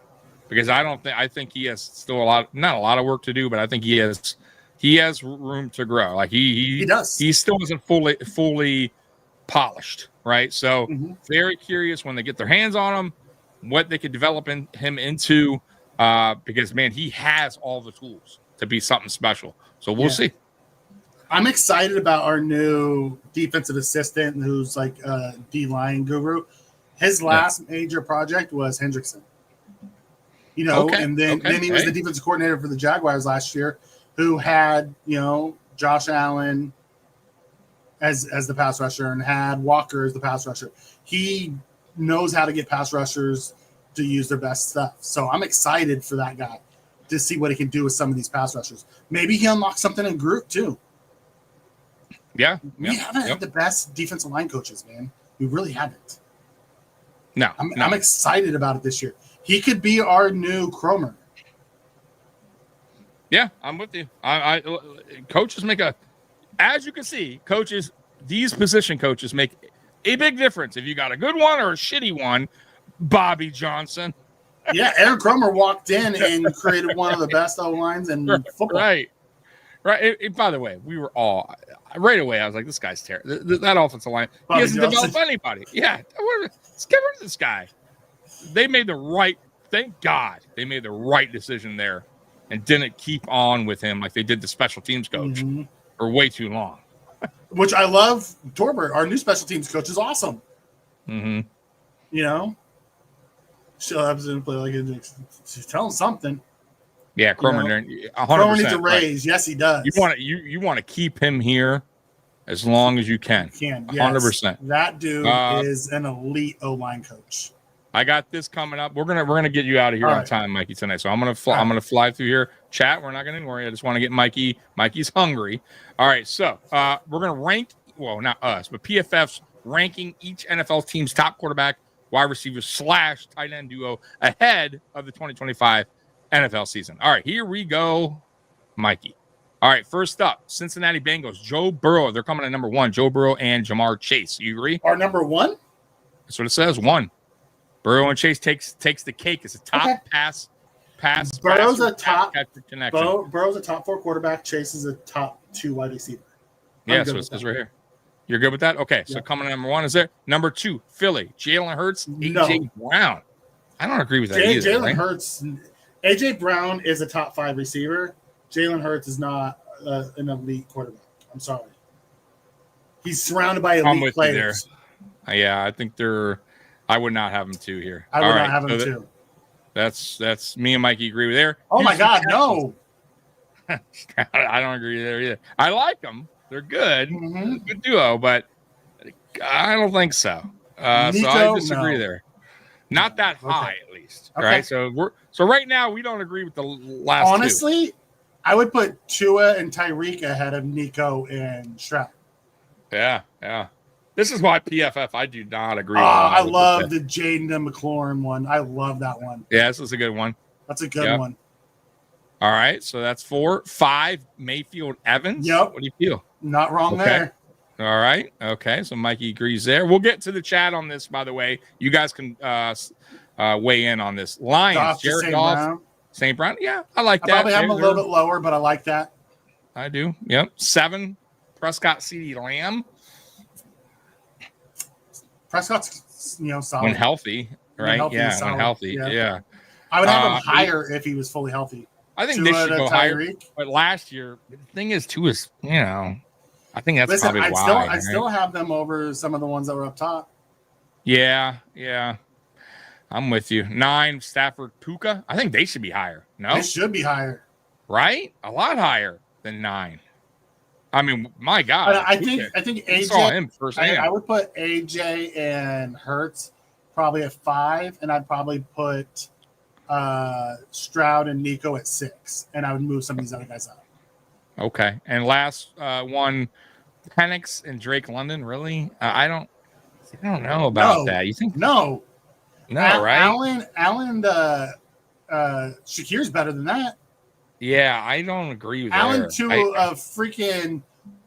to Hollins last year was better than Penix to London. And it's too early, really. You know what I mean? Penix didn't have a lot of games there. It's all hype for them. I don't like that. I would put Mahomes to pick his receiver. Mahomes to Kelsey is better than that. Yeah, I don't agree with. I don't. They should not be there. Top 10. Chargers, Herbert. Oh, I love the Herbert to McConkey one. They should be higher. Dude, McConkey's a beast, bro. McConkey's so good. So good. So good. 12, Love and Reed. I like that. Yep. And I like kind of where they're at. Mahomes versus Rice should be higher. Should be, and they were. Rice got hurt early, so people forget they were money, dude. They early. Were. Yeah. Rice was turned into a true wide receiver 1. Very curious though what they do with that whole accident with Rashida. Not only that, but he's coming off a nasty injury. Right, you're right. I forgot about the nasty injury and the potential suspension, which it's going to happen because remember, Von Miller thing, we kind of forgot about it. Remember, and then all of a sudden it was like, oh shit, Von Miller suspended 4 games. You know what I mean? So they're going to do it. It's just a matter of time. Point. Yeah, at some point. Purdy and Kittle. What do you think? Now for KC, I probably would have went Mahomes to Kelsey personally, and they're probably the top 5. I'm with you. I think you're right. Yeah. I love the Purdy to Kelsey. I also like kind of where they sit. Purdy to Kittle, you mean? Yeah. Yeah, that's what I meant. Purdy to Kittle. Yep. Man, boy, Buffalo's not even top 15. Love Brian Thomas Jr. Trevor Lawrence is absolutely not. Because if you're going to do that, you might as well put J.J. McCarthy and Justin Jefferson. Yeah. Yep. I'm with you. Lawrence has shown nothing. It really seems like Bills are low. 16 Baltimore, Lamar and I would have Zay. put Lamar and Zay way higher than that. I'm with you too. I agree with you too. Zay was money last year, and Lamar's getting better and better as a thrower every year. Yeah. 17 Cardinals, Kyle Murray, McBride. Okay. All right, yeah. Oh, finally. Coming at 18. I would take Allen to Shakira over Kyler to McBride. I'm with you too. I'll read this real quick. The Bills' passing offense is more by committee, but Shakir seems to lead the group with the highest threat rate, target rate on routes run, and most targets in 2024. Though their average targets depth as a duo is on the lower side at 6.1 yards over the past 2 seasons, Allen and Shakir have ideal efficiency scores with the highest completion rate, 83.6%. On this list, no turnovers. Off of their advanced analytics. Yeah. No turnover worthy either, by the way. Yeah. Because Khalil gets open. It's what he does. McCarthy, Jefferson in 19. How are you going to have McCarthy and Jefferson when McCarthy hasn't even played yet? Yeah. I like that. They make 19 just because Jefferson by himself. Jefferson, anybody. I agree. You're right. Which I think Jefferson and anybody could probably be top 10. Just get it in his vicinity and the dude's going to catch it. Okay, Nathan Peterman, Justin Jefferson. I bet you Nathan Peterman looks a whole lot better throwing to Justin Jefferson than anybody he's thrown to before. Wow. You're 100% right, Robert. PFF is not a fan. Like Josh Allen made them look like dumb. Because they said, if Josh Allen succeeds, he breaks all math. Yeah. And he succeeded. Raiders, Geno and Brock Bowers. Caleb and DJ know what? Moore. I think Geno to Brock is going to be bigger than people think. That's what Brock I'm saying. Did that with nobodies last year. Yeah. Now Geno's an above average quarterback. I would have. I get the Justin Jefferson thing, but I would take Geno and Bowers over Penix and London. That one's the most surprising one. I got to be honest with you. I don't understand that one at all. Caleb and DJ Moore. What do you think about that? Good with that? 21. Yeah, that's fine. Seattle, Sam Darnold, Jackson Smith. See, how are you gonna put that in there when they've never thrown to each other? That's what I mean. I don't know. Same with that's what I'm saying. Same with Minnesota. I love Justin Jefferson, but I like Bo to Corton. That's a good one. Yep. You're right. I like that too, Sutton. Yep. Jets. Fields and Garrett Wilson. I have a feeling that's going to be a really good connection because they did it in college. That's true. You're right. They have coming. Yep. They already have that chemistry built. Yep. Young and McMillan. It's a rookies never. Yeah. On the field. May and Stephon Diggs. Diggs. Hey, Diggs. A good one. I like its potential. And if Diggs is, 70% of the Diggs he was in Buffalo, that could be a good connection. That's true. And he's a great route runner. I'm sure he still has that work ethic too. He's going to go out there and do his thing. Russell Wilson, Malik Neighbors. Russell Wilson should not be on this list. Malik Neighbors, yes. Jackson Dart to Malik Neighbors, you mean? Russell Wilson will not go away. Just go away. Cam Mr. Unlimited. He's so annoying. Just like Aaron Rodgers. Cam Ward to Cameron Ridley. That has a chance to be good. It does. It has a chance. We'll see. But I love Cam Ward. But once again, we don't know their chemistry. You have no idea how that's going to go. Anthony Richardson, Josh Downs. Will Richardson even be the quarterback? I don't know. Flacco. Look, their PFF's already saying Flacco's going to be the guy to start. Wow, that's crazy. Flacco Judy, what do you think? I mean, Flacco's going to start, you think? No. He's going to be the start? I think he'll be started week 1. I think by week 3 or week 4 when they're 0-4, right. You're going to start their rotation. I think Shador ends up with most of the starts this year. When they realize they have a 40, they're going to go to Flacco, to Kenny Pickett, to either Shador or Dylan Gabriel. Did they forget how old he is? My God. They're just dumb. I just don't get it. Tyler Show and Chris Olave. What do you think? Rookie. I like Rudolph to Metcalf better. Now it's Aaron Rodgers to Metcalf. Yeah, Rudolph to Metcalf. And that's it. That's finished list. So some I don't agree with. Some are okay. I wouldn't have put Metcalf in 32. He's better than half those receivers. I'm with you. I'm with you there too. He should have been ranked higher. I'm with you. We're gonna get through this list pretty quick, Mikey, so I can get you out of here. This one here. So, Mikey, college football's 25 most dynamic players of the past 25 years. So, before we get through this, just out of you guessing, who would be the number one on your past 25 years? Most dynamic player of the past 25 years. The most electric person I saw play was Michael Vick in college. The last 25 years. Okay. Was that? Yeah, that's 25 years. Chat. Was he in college 25 years ago? When did he come out? Let's see here. Michael Vick. 2000. Let's see. Michael Vick drafted. He was drafted in where is it? 2001. So yeah, 25 years. So yeah, he would be on here. Yep. He just got it. Damn, so long ago. He was the most electric person I saw play in college. So Chad, he was. I'm with you. So you got number one. If you had it, or regardless, you're going one for you yourself. Yeah. But you think on this list, what would they have if you had to guess what CBS would rank?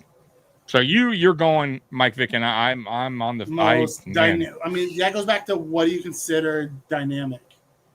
Because I think you could put Tim Tebow in this top 25 because he was a college stud. You could put Cam Newton in there. You put Reggie Bush, Vince Young. There's so many. Lamar Jackson back then in college was so good.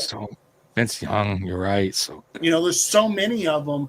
So it's what do you consider dynamic? Well, we're gonna read. We're gonna find out. Here we go. Yeah. Here we go. Number one, Reggie Bush. Okay, I Reggie Bush, which he was so good in college. He was unbelievable in college. He was so good. Number two, Cam Newton. Okay, I can see that. I'm with that really too. Good in college too. He was unbelievable. Yeah, I mean, when he came out in the NFL, I still think Vic's better than him in college, but okay. Menzel, okay. He was the man in college. You got to give him that. Like the dude I wouldn't put him top 5 though.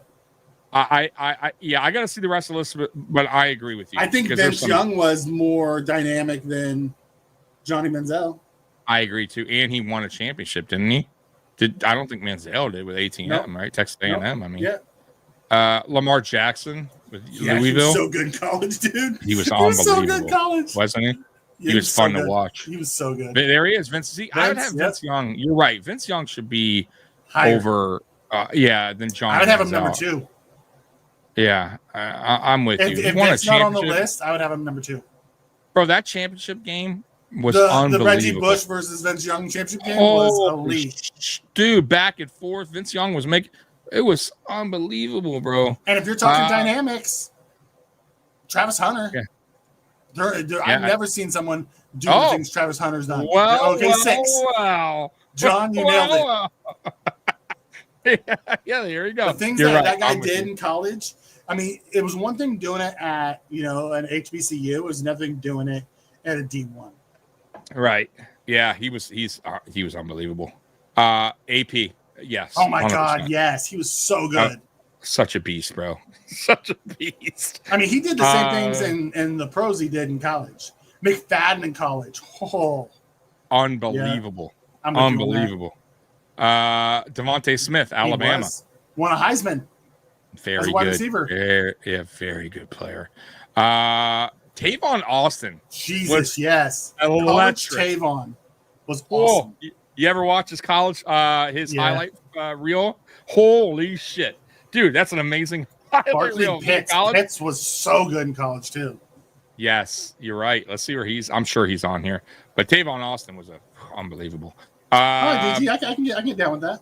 Tyrann Mathieu, yeah, really good in college, too. Yep, LSU.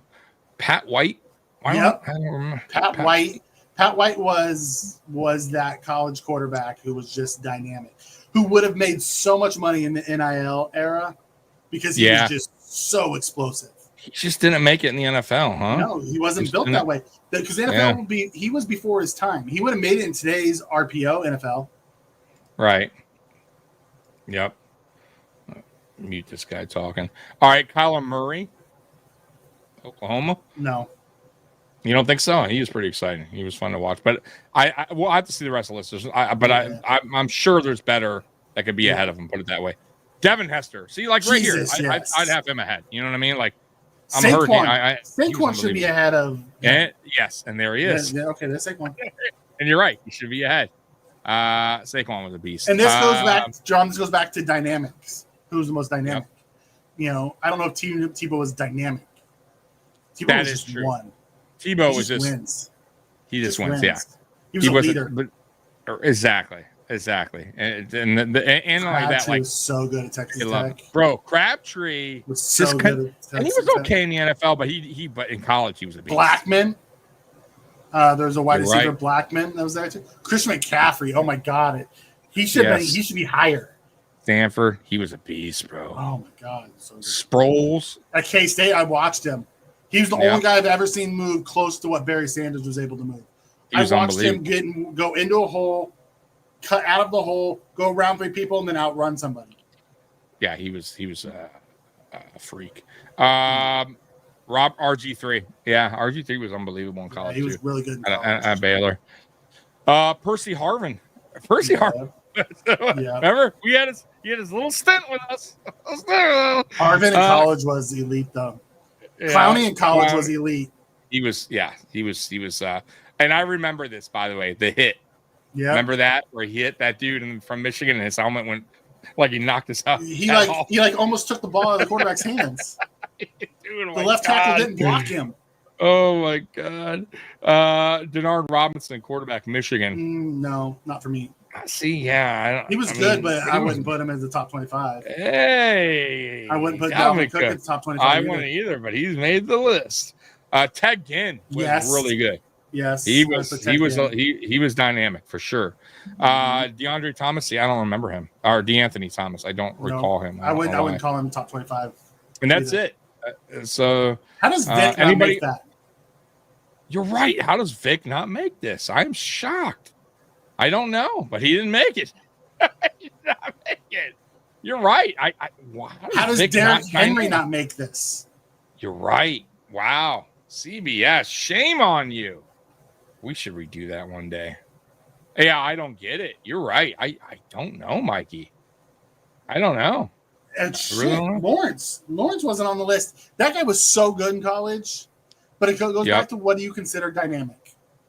Yeah. Derrick Henry's dynamic. I don't care what you say. That dude was elite. We got 2 more things and we're done for the night.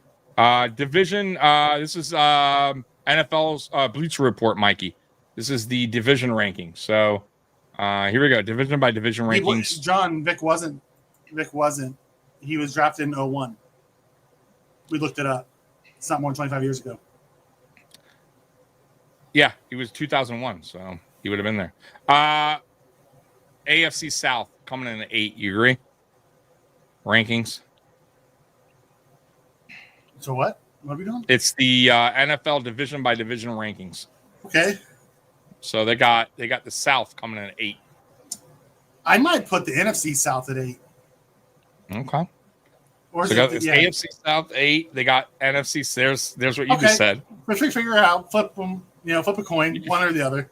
The Souths are at the bottom. Right, Souths at the bottom. Coming in at number 6. Yep, I would say the East. Yep, I'm with that. Yep. Number 5 is the North. No. So you got North the Ravens. Is can by itself. I'd say the North's in the top 3.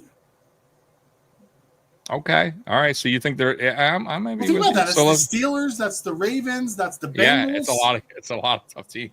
I mean, Steelers, and we'll see. I don't know about them this year. Defensively, they have a winning season every year. True.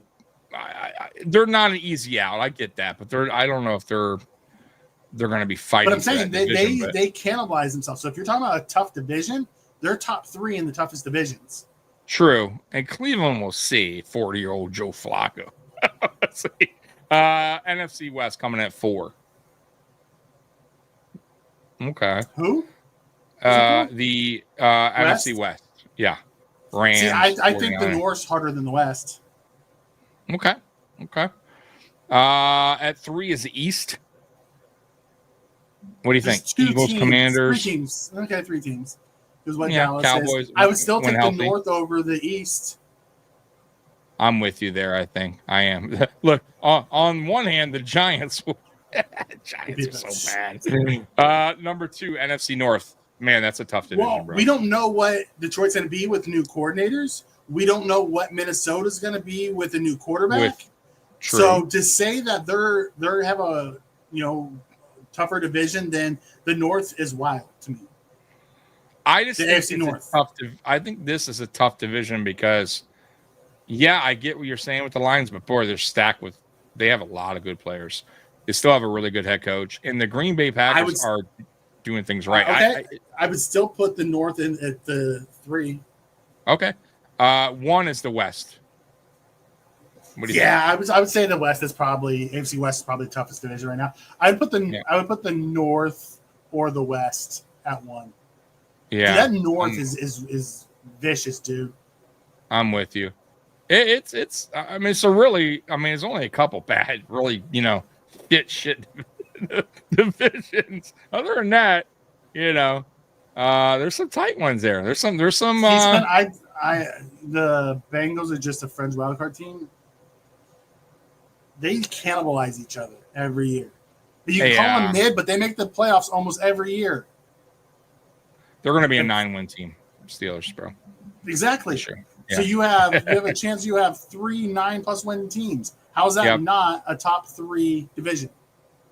No, it's a tough, and they all and bro, they fight each other to the death. Like even sorry ass Cleveland gives, the Bengals a tough time, or the Ravens. And you're wrong. They have 2 wildcard teams. They have the Steelers and they have the Bengals. You want to call the Browns out? Yeah, they're like the Giants. So you can say the same thing about the NFC East. Yeah, you have the Commanders and you have the Eagles. You have what the Cowboys are. We don't know. They're the mid team. They're the Steelers. We have no idea what they are. And then you have the Giants. Yep. All right, and last but not least, to just get this out of the way, I just thought this was interesting, which is the top 20 players officially licensed. So it could be jerseys, anything like that. So number 1 is Barkley coming in at number 1. Does that surprise you? Like we're going to go down this list. Okay. No. Mahomes 2. That does surprise me. No, none of these so far? Mahomes and Hurts at 2 and 3 surprise me. Okay. It should surprise me, Hurts, because they just won the Super Bowl. Exactly. Daniels is getting a lot of hype, obviously, right, from the run. Great rookie year, man. Stroud, what do you think about Stroud? He's still getting that hype, selling stuff. Mm-hmm. Allen at 6. Hutchinson, Armstrong. Yeah. Okay. St. Brown, look at that. 2 Lions coming in 7 and 8. Micah Parsons at 9. The top 10 doesn't surprise me at all. It doesn't. It really doesn't. And the rankings really don't surprise me that much. Yeah, I'm with you. Kelsey, okay. I think that number will go down as he, I think his time's almost done. He's getting there. But okay, John comes in and says Allen is 6 is surprising given the small market. But man, people love Josh and the Bills. They do, and Bills Mafia is everywhere. So, but yeah, I mean he's 6. Let's see, Jordan Love 12, okay. Caleb Williams at 13. Okay. I'm surprised Caleb's above Burrow. I'm surprised too. But he was the rookie coming out. Probably sold a lot of jerseys. If I had to guess, it was probably more jersey sales. Watt still there. The CD's there. Lamar at 18 surprising too. Yes, he should I thought be higher. He'd be top 10. Right, but Gibbs. I love that Gibbs made it. Gibbs is so fun. So you know what's crazy on this list, bro? You got 3 Lions. Yes, you got 3 Lions on here. Well, the Lions were good for the first time in a long time last couple of years, and are they the only team with 3? Yeah, more than one player in general? Is there any? No, the Chiefs got 2. The Chiefs got Mahomes and Kelsey.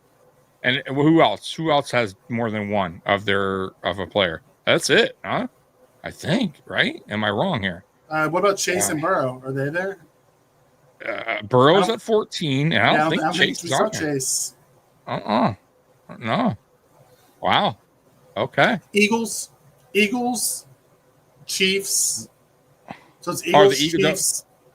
Yeah, the Eagles. Where's Barkley at? We had Barkley's Barkley's at like 1. Barkley's at 1. Oh, you're right. You're right. 3. 1 and 3. Okay, and so they Chiefs, got 2. Mahomes and Kelsey. They got 2. And then Lions got 3. Lions have So those are the 3 that I saw that had multiple. Damn. Who would you think? The Niners, McCaffrey and Purdy. Yep. Who would you think, if you had a guess, would be the second on our team, the second most sold, whatever, like just jerseys and stuff? You think Dawkins is second and officially licensed product sold? I probably think it's Dawkins. That's tough, man. I don't think so. Deion's a character, dude.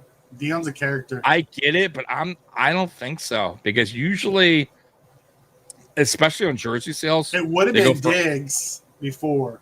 It would have been Diggs before for sure, but current. I might go. God, you might be right. You wouldn't think an offensive lineman, but maybe you're right. Chat, who do you think? It's a great question. I maybe Deion. God, maybe Cook, right? Maybe Cook. Yeah, Cook. I think it's Deion. You know what? I wonder, like, when you go to games, what jerseys you see the most of. Obviously, Allen, but who would come second? You see Allen. You see a lot of Legends jerseys, but then you see a lot of Legends. You see Milano, like current players. You see Milano. Like who would be the most second popular current player jersey you would see? It would have been Hyde or Poyer before they retired. God, that's tough. You saw a lot of those. I would probably say Deion is really big. Milano. You think Shakir's getting up there? Maybe now. Maybe his jersey. Not yet, right? Man, that's tough. I think James Cook, bro. I think I have to agree. I think it's gonna be Dawkins or Milano. Okay. Milano, yeah, maybe you're right. He's been around a long time. A lot of people have his jersey. What about Knox or Kincaid? No. Groot or so. I think Groot has a shot at being up there for us. Golly, that's crazy. I would love to see the list. I wish there was a list that I could see of Buffalo Bills merch. Like, he would be second in jersey sales. Mm-hmm. I'm gonna have to do Hamlin. You're right. Hamlin could have been right, bro. Everybody bought the 3. Great. That is a great dude. That's a great call. Dude, who said Hamlin? Somebody in the chat? John said Hamlin. Dude, you're absolute. I do not know why I didn't think about that. Absolutely. Matter of fact, I almost guarantee if we would have saw last year, he might have been on potentially this list or a couple years back when all that happened, when people were buying his jersey out of support. But you're right. Absolutely, you're right. Especially the following year, for sure. I don't know about now, though. I'm talking about now. I don't think so. I don't think Milano's big now. I think he has been big. I really honestly think Deion would be the number 2. Because it would be those numbers would be coming, I'm guessing, from prior season. And I think Spencer Brown is going to get bigger and bigger. You know what, man? I'm with you. I might go Dawkins, but I also might ear towards Cook, because if this is based on probably 2024, if I had to guess, right? Yeah, and I don't think people are buying Cook jerseys. They don't think he's going to be on the team. God, you might be right. Spen came with that one because I don't think people are buying Cook jerseys at all. No, you're right.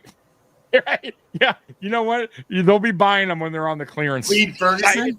I don't mean to be mean, but you know there will be, right? 50% off in Buffalo Bills store. I'm just saying. So, all right, that's all I got for tonight. So we always have to come with some focus stuff like that next week.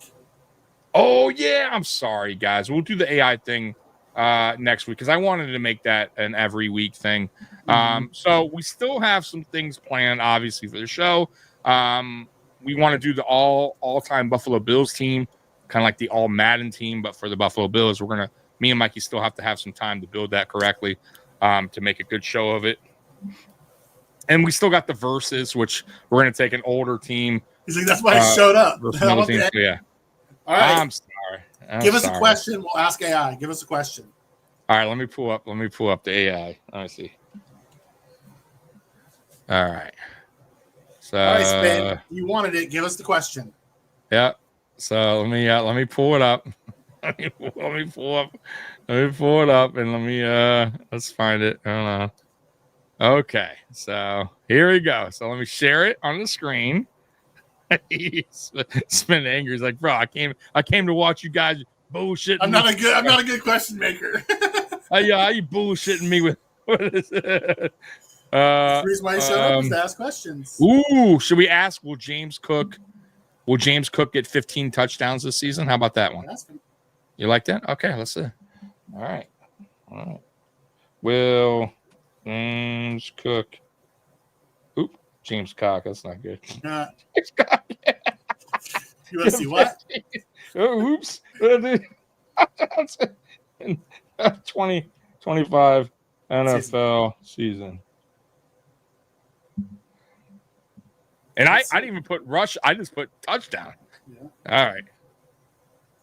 It's challenging. It's challenging. Sorry. Let's see here. We'll get to the end here. However, several factors suggest that repeating or exceeding 15 touchdowns in 2025 could be difficult, which is what I've been saying. Touchdown regression. Analysts widely expect regression in Cook's touchdowns production due to his unusually high 2024 touchdown rate. Correct. His career average suggests he'd likely score closer to 8 to 10, which is fine with similar volume. So I'm with that. It says workload and competition. Cook played only 47.5% of Buffalo's offensive snaps in 2024, with Ty Johnson and Ray Davis taking significant snaps. Remember, and I even said that entering the season that Ray Davis would take a lot of snaps away from him, especially in passing or goal line situations. The Bills' commitment to a committee approach could limit Cook's red zone opportunities. Let's see here. It says, I have one for you.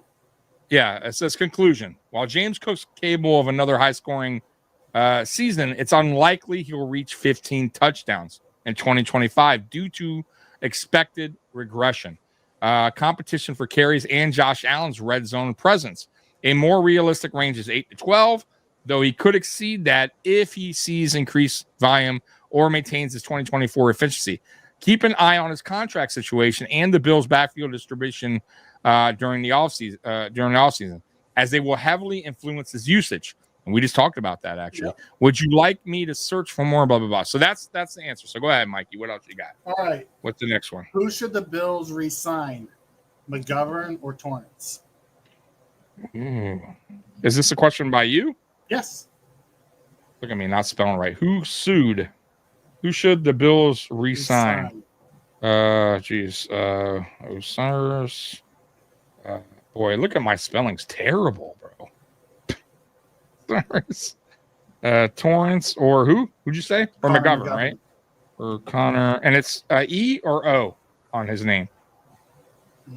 Shame on me. I'm not sure. All right. Well, maybe they'll get it. Let's see. It is. All right. It is Iyoko. All right, good. Deciding whether it says deciding whether the Buffalo Bills should resign Osiris Torrance or center Connor McGovern as they approach 2025 offseason involves weighing their roles, performance, contract statutes, and teams. Blah, blah, blah. It says Osiris Torrance. Let's get to the end here. Recommendation: resign Osiris Torrance first. Okay. Long-term, which by the way I agree with, long-term investment due to his youth, elite run blocking, and potential to become a top-tier guard.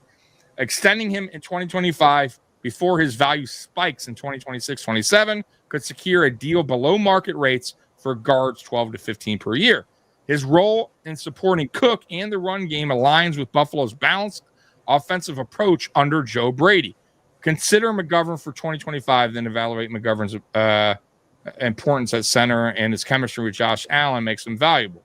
But the Bills could let him play out his contract in 2025 to assess SVP, which we've been talking about, potential replacement. If McGovern performs well, a shorter-term extension, which could happen, 2 to 3 years, 7 to 9 a year, could be pursued to maintain continuity with committing long-term cap space if cap constraints force a choice. Torrance upside and cheaper current deal makes him the priority.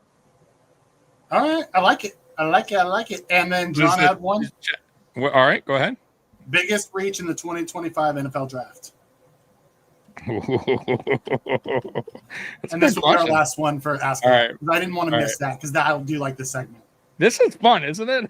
I do like this segment. Biggest reach in the 2025 NFL. Gee, my spelling today. Should I put who was the biggest reach, right? Which player was the biggest reach? Sure.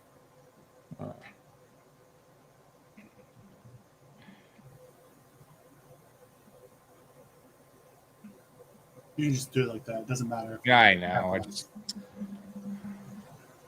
And then we'll just go straight to the bottom to the Giants. New York Giants, Ole Miss quarterback. Jackson Dart, biggest reach. I didn't like the pick either, but that's what they're going. Jackson Dart. It says. I wouldn't have went with Dart. Yeah, it says PFF ranked Dart as their 131st overall prospect, making his selection a significant reach compared to their big board, especially given the Giants' move to secure him. Despite having signed veteran quarterback Russell Wilson and Jameis Winston, Dart's college system at Ole Miss was noted as not translating well to the NFL, and his profile lacking a cannon arm, high-level processing, and struggling under pressure suggested he was more suited as a day 2 pick. I can see that because he was first round, but I think that Tyler Burrow guy for the Saints was a reach too. Yeah, so that's fun, man. I do like that segment. We're gonna stick with that. That's very good, very good. Yeah. All right, let's wrap this up and get on out of here. So, guys, it was fun. It was 2 hours. Mikey said we're going to try to keep it under 2, and I gave him my promise: 1 hour, 58 minutes. You're a jackass. I'm a nice guy, huh? So, anyways, Bills Mafia, we'll be back next Friday at 9 p.m.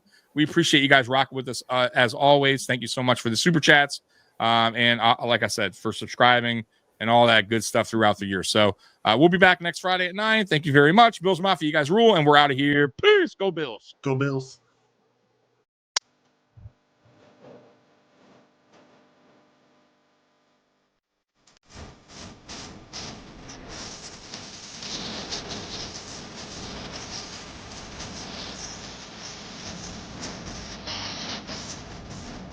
Mm-hmm.